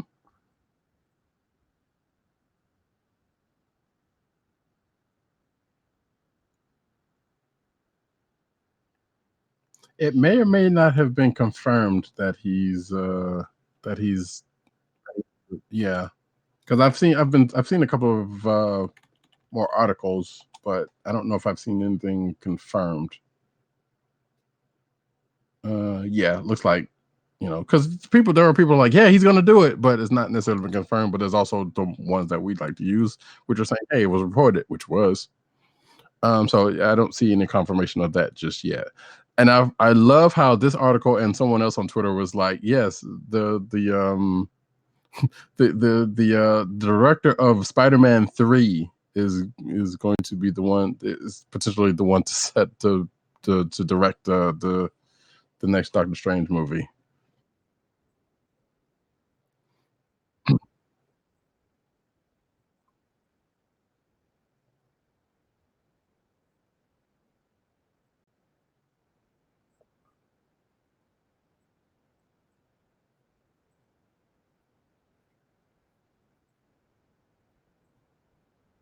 Well, okay, but they've done that with a lot of stuff, and you're probably right. But at the same time, that's not like, well, one, they've done that in superhero movies. Period. It's like it wasn't just them. Like Spider-Man, I mean, the Batman movies have also done that, and even the first two, and even those first two Spider-Man movies that he did were kind of jammed a bunch of things in, and the Garfield ones could too. So, I mean, that is not. I'm just saying that's not outside the realm of things that have already happened. But you there could be something right about what you just said. So yeah. Well, no, I'm just saying good. And I mean, like what you're saying is like he may have seen the direction they're going through and on board with it. That particularly, as far as the other are concerned, I don't. Who knows? So we won't know because we don't even know if he even has a job in the first place. So it's all speculation up at this point. So I don't know. Those Raimi movies weren't bad, to be honest, and I still haven't seen Spider-Man 3, so I can't really fall into. Yeah, I mean, I got to do it for science, but you know, so and it's not like I don't have it because it's like sitting here staring me in the face. Right, matter of fact, it just jutted itself out like it wants me to watch it. That's weird, huh? Anyway, you can't see that because you're watching the video, which shows something different, and we're gonna keep on moving. Spider-Man. Disney Plus's Obi-Wan series nearly included a Sith from the EU. Ow! That's the extended universe, not the group, of which only one or two people will get that reference. So yeah, this is a rumor from some site that says that Legends character Asherod Het was slated to be the central villain for the Disney Plus series. Het is a character from the original expanded universe, now dubbed Legends, following Disney's acquisition of Lucasfilm, who is a former Jedi and is a member of the Tusken Raiders. So, I assume that may be because it's being reported this way that may be not being used anymore. That Obi-Wan series is still kind of up in the air at this point, so it's kind of irrelevant. But sure, that's something. Next up.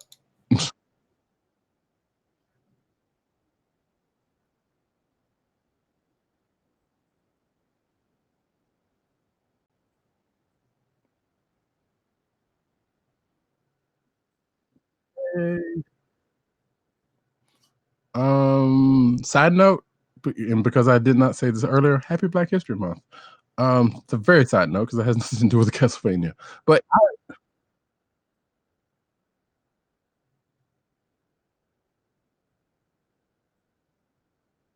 right, but yes, but I did kind of preempt that in the last show and said that hey, happy, yeah. So anyway, so Castlevania season 3, I still haven't seen season 3, but that's a good that show was great from what I did see, and it's short, so I can't imagine it's not going to be that much longer. The Flash Crisis Fallout leads to an unexpected, except for we kind of knew this was happening, exit. Spoiler alert for the mid-season premiere for The Flash, in that Carlos Valdez's Cisco Ramon is taking a leave of absence from The Flash. In Marathon, the mid-season premiere, he struggled to find his feet in this post-crisis world. After heart-to-heart with Caitlin Snow, he decided to explore the world outside of Central City for a while in the Star Labs in the care of Harrison Nash Wells. I guess yeah, that's one of the Wellses that has come home to roost.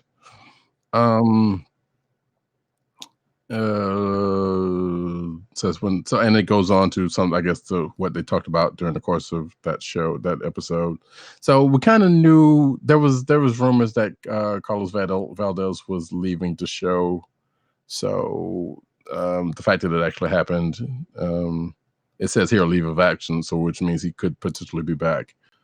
You know, it was not as I guess it's not that big of a shock if you've been reading what's going on. So. But yeah, so there you go.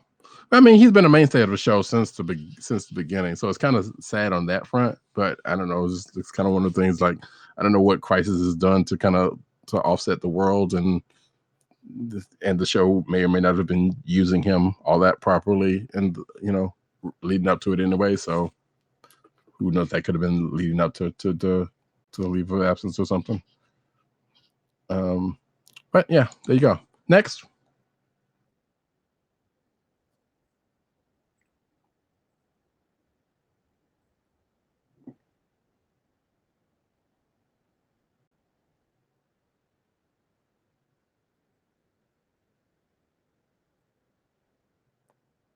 Who?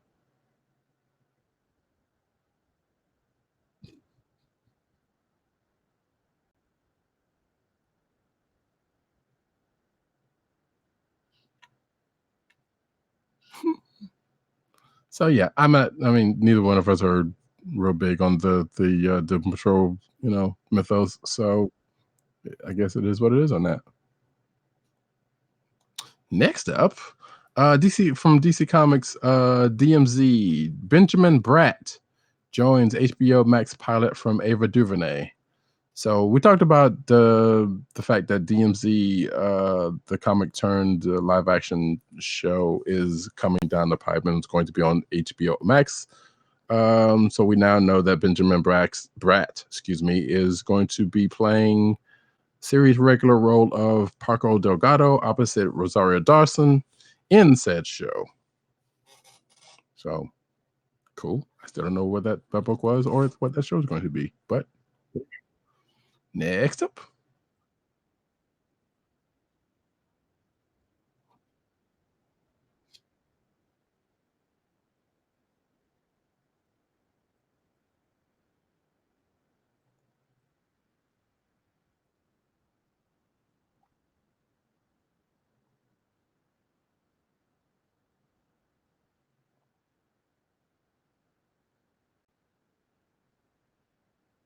Yeah, and I think there's another article might have mentioned that some of which could have been like DC related stuff that they're going to do in the course of this, but we'll see. FX is why The Last Man has lost its leading man. So another setback for FX's Why the Last Man adaptation. Collider reported that, and The Hollywood Reporter confirmed that lead actor Barry Cogan, who'd been cast as York Brown, is parting ways with the production months after shooting the pilot that led to the series being greenlit. Showrunner Eliza Clark is still attached to oversee the adaptation of Brian K. Vaughan and Pia Guerra's Vertigo comic, and is said to already be in the process of recasting York, a necessary move given that the character's importance to the story. Duh. All right, cool. Now we move on to the comic book news.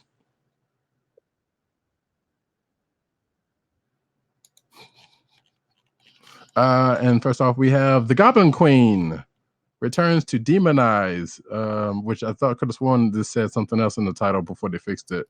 Or maybe that was a Twitter. The Goblin Queen returns to demonize the X-Men in March. Because when I saw this in the tweet, it said something totally different. So Marvel's Goblin Queen, aka Madeline Pryor, I guess she was bound to show up one way or another. It says here, aka Oh Man It's Complicated, and yeah, sure, is returning to the pages of the X-Men titles in March's Hellions #1, written by Zeb Wells and artist Steven Segovia, according to Marvel's latest teaser. Last seen in Secret Wars, she returns to shake things up on Krakoa, which is kind of her standard MO. Yeah, that's true. Especially where a certain Summers family is concerned. So we'll see what happens with that, I guess. Next.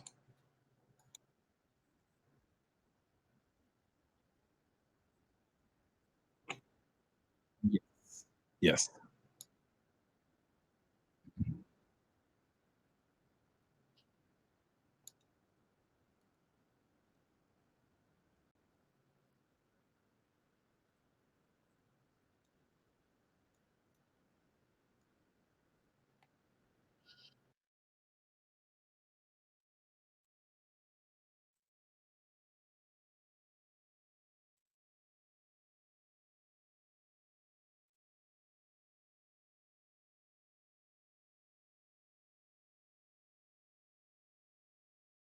Darwin.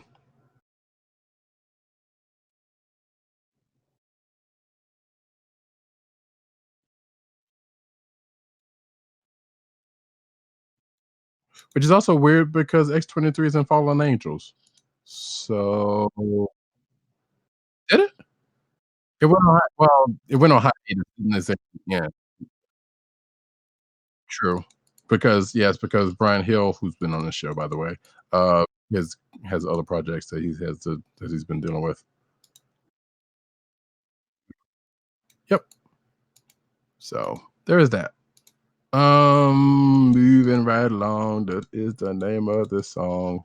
And if you hear me some furious clicking, you got to forgive me because I'm adding a couple of pieces of news to the thing that I forgot to put in. Next up, Gwen Stacy teams up with the X-Men in issue number 4, and here's a first look. So later this month, Peter Parker's first true love, Gwen Stacy, will get her own prequel comic book series by Christos Gage and Todd Knock. And Marvel Comics has released the first look at issue 4's cover. The cover, illustrated by Miguel Mercado, shows Jean Grey using her telekinetic abilities to protect Gwen from exploding pumpkin bombs. Where was she when that titular issue happened back in Amazing Spider-Man? Anyway, the signature weapon of Gwen's future murderer, the Green Goblin, befitting the upcoming series timeline, opening before Gwen's introduction in Amazing Spider-Man. So this is basically a retcon. Yeah. Next.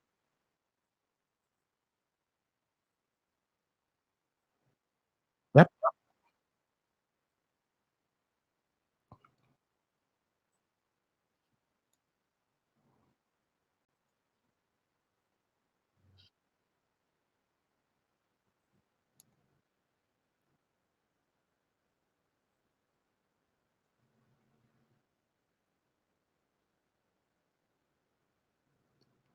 Yay, May. Not Aunt May. So yeah, I guess eventually we knew he was going to get back into the suit, and here we go. Even though all that hubbub about, hey, there's somebody else in the suit, that still doesn't seem like it ever happened.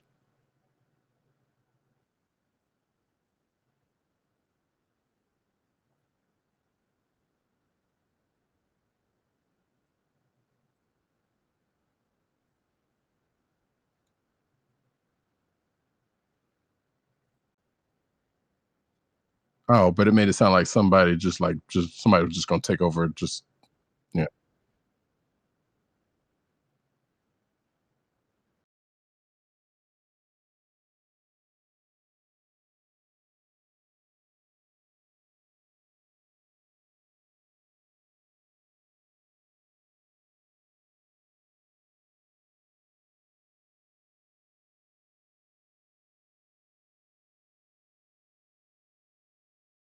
Uh-oh.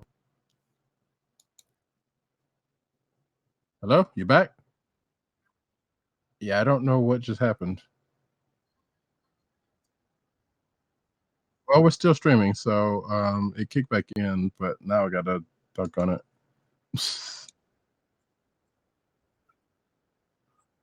I mean, according to the top of this thing, it's still going, and it still says the stream is going. So I don't know. Let me check. Let me make sure to check the thing and see if we're still live here. Let me make sure to check the. Oh yeah, we're definitely still live. So yeah, yeah. Light stream. I have to cut this out. God damn it. 1 minute, 1 hour 50.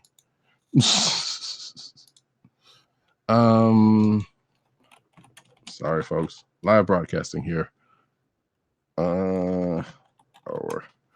Okay. Let me get the screen share back on Decky, and we can continue. Send the live. There we go. Yep. All right. So yeah. Matt Murdock, Daredevil, back again. Marvel Action, Spider-Man channels into the Spider-Verse as it returns for a second volume. Excuse me.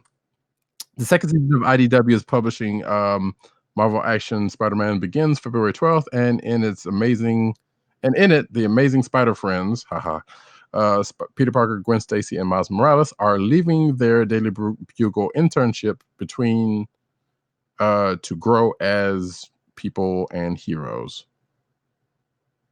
Brandon Easton and artist FICO Osio are thrusting the hero out to fight new threats, including the Shocker in the first issue. So cool. So if you did not know, Marvel Action is the IDW line of Marvel books. I'm still not sure how that works, but hey, whatever. I think it is also for all ages. So that is probably the thing for it. Next.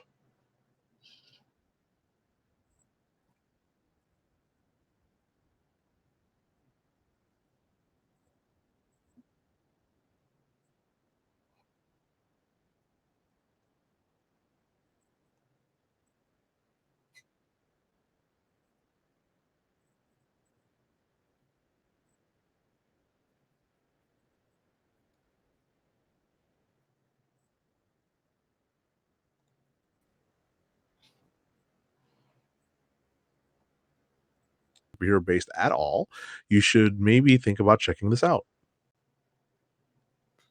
Indeed, and I hope people actually heard me in that last exchange, because I don't know if my vocals were coming through. But right now, because we're gonna keep on pushing. Next up, Shuri gets her own prose book. Actually, I think this is a prose book. Let me not say that too loud. And an original upper middle grade series starring the breakout character from the Black Panther comics and films. Oh, okay. Wait a minute.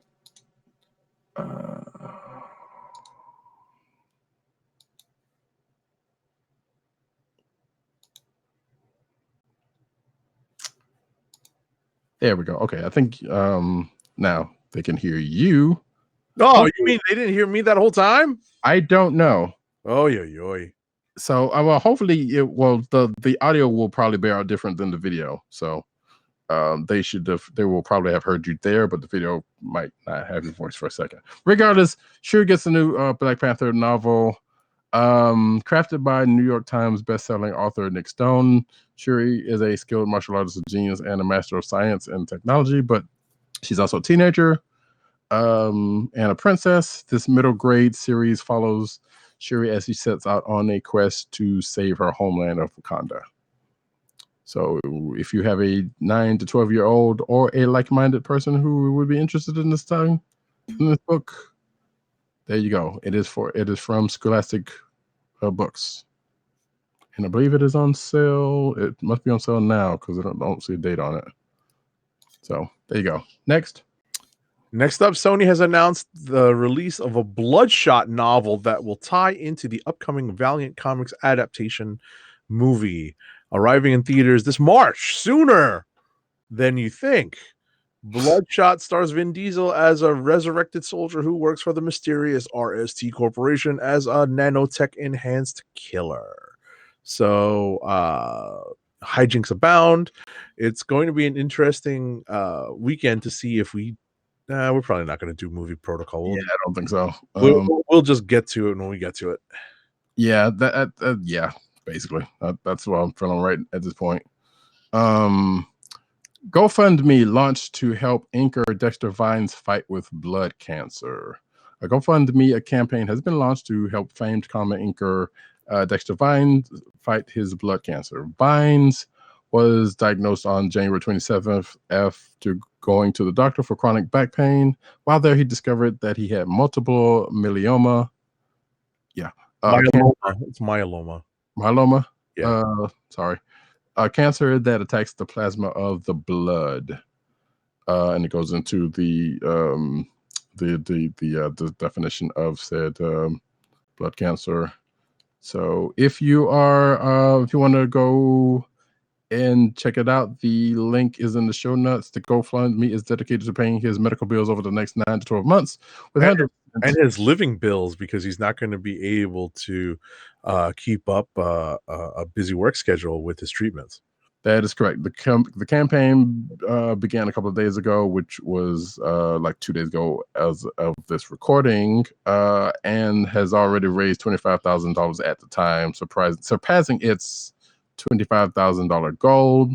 And if you're curious about some of Dexter Vine's work, some of it includes the original Civil War event, Power Girl, Superman, Batman, JLA Classified, and Wolverine. Oh, he's inked a lot of stuff. I've gotten his autograph on a few things, so he's definitely been on the convention scene as well.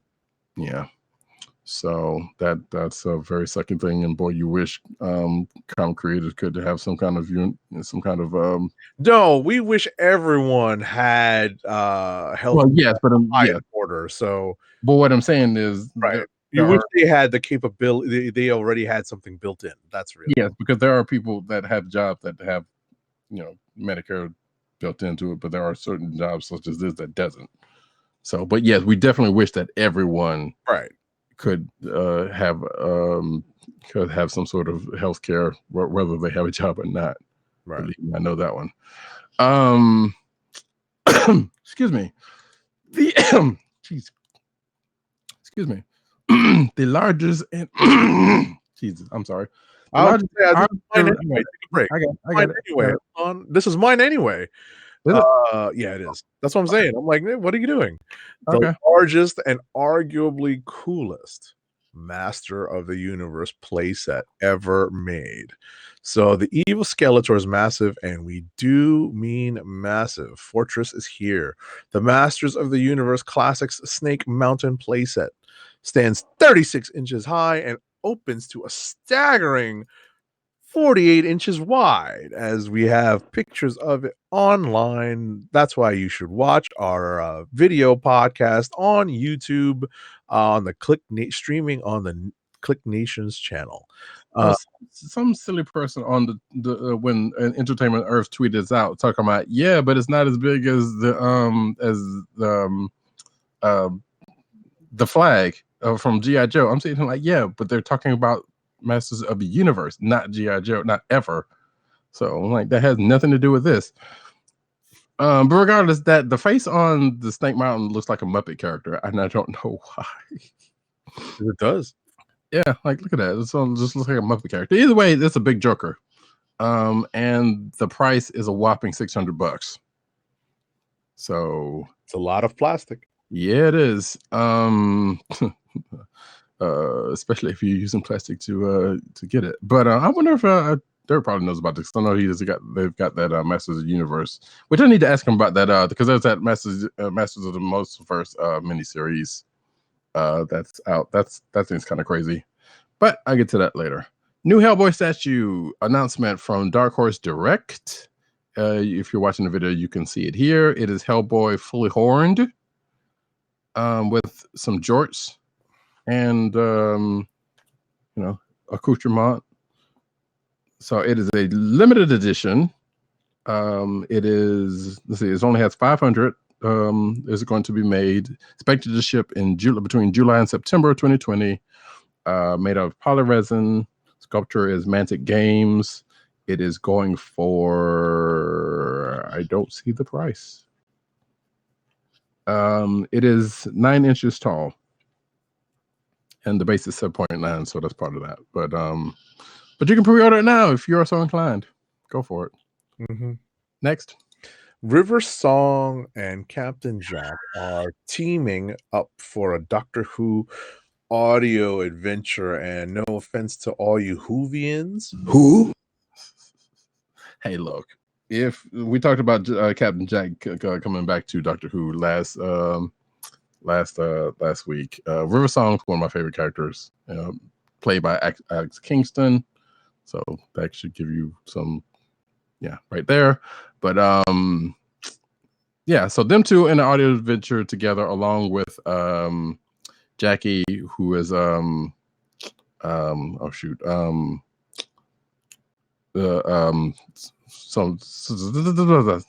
mom. I totally can't remember her name. That's weird. I'm gonna keep on going because somebody's gonna be like,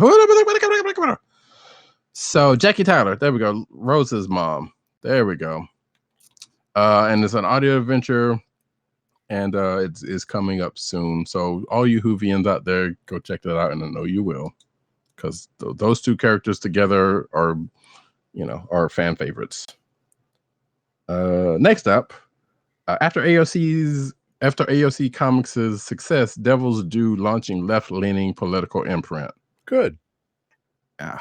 Months after releasing 2019's most talked about comic, Alexandra Ocasio-Cortez and the Freshman Force, Chicago's Devil's Due Comics has announced the formation of Ballot Box Comics, an imprint, aka subsidiary division, dedicated to progressive political and populist movements that challenge both right and left and center left.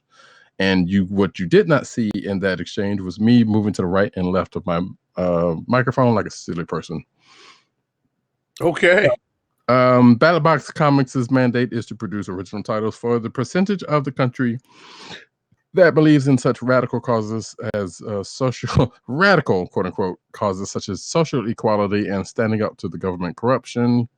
If there's one thing the worldwide success of AOC and the Freshman Force taught us, Spurlock says, is that politically and socially minded comic book readers are seriously underrepresented.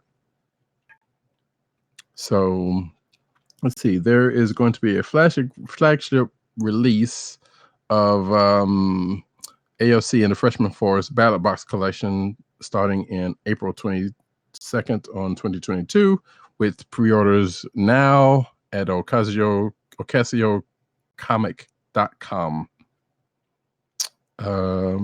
So yeah, if you're interested, go check it out. And there's also a list of some other ones that has come from that line, or that has come from them around that. Next up, Oni Press alum has launched her own comics PR publicity company. So Melissa Mazzarnos and Ren Varney are proud to announce the launch of their new publicity firm, Don't Hide Public Relations, which specializes in comics promotion. Don't Hide PR works with creators to get the word out about their upcoming published works on a sliding scale. That's good for the folks who aren't able to pay the who aren't, it's a means test basically, and right. features and featuring packaged and a la carte offerings to fit anyone's budget. So cool. Yeah, the name of that PR company is clearly there's more behind that than what's there, but cool. DC's Free Comic Book Day release Generation Zero links Wally West and Dr. Manhattan and the new timeline. Oh, brother. Yeah, I know. So I still haven't read. Matter of fact, I took that flash forward thing off of my iPad because I wasn't going to get to read that anytime soon, and I dang sure hasn't been reading Doomsday Clock. But so yeah, apparently DC has announced its Free Comic Book Day 2020 offering, leading with Generation Zero, a one-shot, which ties into the newly revised DC timeline that became canon with Wonder Woman 750 and set the stage for, quote-unquote, the future of the DC universe. The lead story will be an epilogue to the current to Flash Forward limited series. Mm-hmm. And, well, spoilers apparently, Wally West will be taking on the powers of the Watchmen's Dr. Manhattan. So get a look at that in Generation and so here's the cover of it also. Okay, he looks like Captain Universe, but okay. So yeah, I guess that's going to be a thing that Wally ends up doing. So I guess next. Next up, apparently there is a nice looking Marvel Spider-Man PS4 poster that is out from Plush Art Club, and there are two releases from artists Chun Lo and Song Kang, and they will hit Plush Art Club's website at 11 a.m. Pacific Standard Time later today, according to our clocks now, Friday, February 7th. Exactly. The pieces are respectively Low celebrating Marvel Spider-Man, while Kang delivers an adorable take on Baby Groot from Guardians of the Galaxy Volume 2. And if you're watching the video, you have seen images of both. And Sun Kang, not to be confused with Sun Kang of Fast and Furious fame. So yeah, those that poster for Spider-Man looks actually, that Groot one actually doesn't look bad either. It's kind of cute. So yeah. Last but not least, it was bound to happen, folks. Bound to happen. In the annals of any and every comic book crossover ever lived, and ones yet to be, this is the one, folks. Fandoms collide as the Transformers finally team up with some little ponies. Yes, folks, Transformers and My Little Pony gets that much anticipated crossover. Because I have said this before, they've between Ghostbusters, Transformers, and probably Star Trek at this point, there's been a lot of there's been, and well, I guess coming up, Power Rangers and Teenage Mutant Ninja Turtles. There's been a lot of crossovers between those jokers. So I wasn't expecting a My Little Pony one to come out of this, but hey, sure, I guess. It is a epic crossover, years in the making, according to this article. IDW Comics has unveiled the first look at the new Transformers comic, which pairs the robots in disguise with the gentle equestrian creatures of My Little Pony. Friendship is magic. Bronies unite, I guess. It could very well be the thing that breaks the internet. I don't know about all that. A little hyperbolic there, but this is a weird thing. Spotted by Equestria Daily. I'm going to assume that's a Brony site.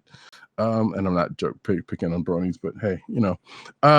And confirmed by IO9, My Little Pony Transformers is the latest comics crossover involving the Transformers, having previously been featured in stories with the Ghostbusters, Transformers, and even zombies. Like I said, this time around, they've been mashed up with My Little Pony in a 4-part miniseries, as well as cast by Queen Chrysalis. As a spell cast by Queen Chrysalis has brought some Autobots and Decepticons to the land of Equestria. Yep. Okay. That is the thing, folks. And yes, more likely, I will probably read it. Sadly, on that note, I will sadly read it because I'm stupid. Because yeah, sometimes you got to know how bad it's going to get. And that, folks, brings us to the end of the show. We got one more ad read. Last ad read of the night is for Amazon. We're gonna move this along, folks. Keep our podcast free by shopping at Amazon. Visit cspn.us and click the Keep Our Podcast Free link at the top of the page. From there, scroll down and click on the Amazon link to shop. Purchase items from Amazon as you normally would, whether it's books, music, electronics, jewelry, apparel, or Leatherman hand tools, etc. For every purchase made on Amazon through our link, Amazon sends the CSPN payment that helps us keep the Comic Book Chronicles podcast free for our listeners at no extra cost to you. Amazon.com through CSPN.us. Do it today. Did it really say Leatherman? No, I added that. Okay, that's what I thought. I'm like, wait, that I don't remember that being there before. It's like, what is he trying to say? And on that, folks, because it is definitely getting late for us, we thank you for coming out to this here show. We will be back next week, same time, same bat channel, 9:30-ish p.m. The Click Nation's YouTube channel. For myself, Roddykat, you can find me at Roddykat on Twitter. You can also find me at NewsNurseNeed on Twitter and CBCaps on Instagram. Yes, I am very much going to put some stuff up because there's some stuff, particularly out of this week's books, that are worthy of it. Not him. Agent_70 on Twitter and Instagram. Maybe we'll get him on Vine or one of these other places. We don't TikTok. I don't know. He could be doing some comic related TikTok. We don't know. Yeah. PC_Dirt, who is on Byte. And I totally forgot to get that thing again, but it's basically comic reviews with no vowels. But he's also on popculturenetwork.com, the umbrella dice they're in, and popculturenet on Twitter, and PC_Dirt on Twitter also. Tim, DOGG98, the Osiris of this ish. You can find him there on Twitter. You can also find him at CB Cron on Twitter. You can also find him at the Click Nation on Twitter. Also, theclicknation.com and comic book resources where he's over there writing his face off. You can find this here program on the CSPN.us. That's the Coast of the Podcast Network. Do it today. You can also find this here at your podcast perusal place of choice, such as Google Play, Apple iTunes, aka Apple Podcasts, Spotify, and the Cold Slither Podcast Network's SoundCloud page.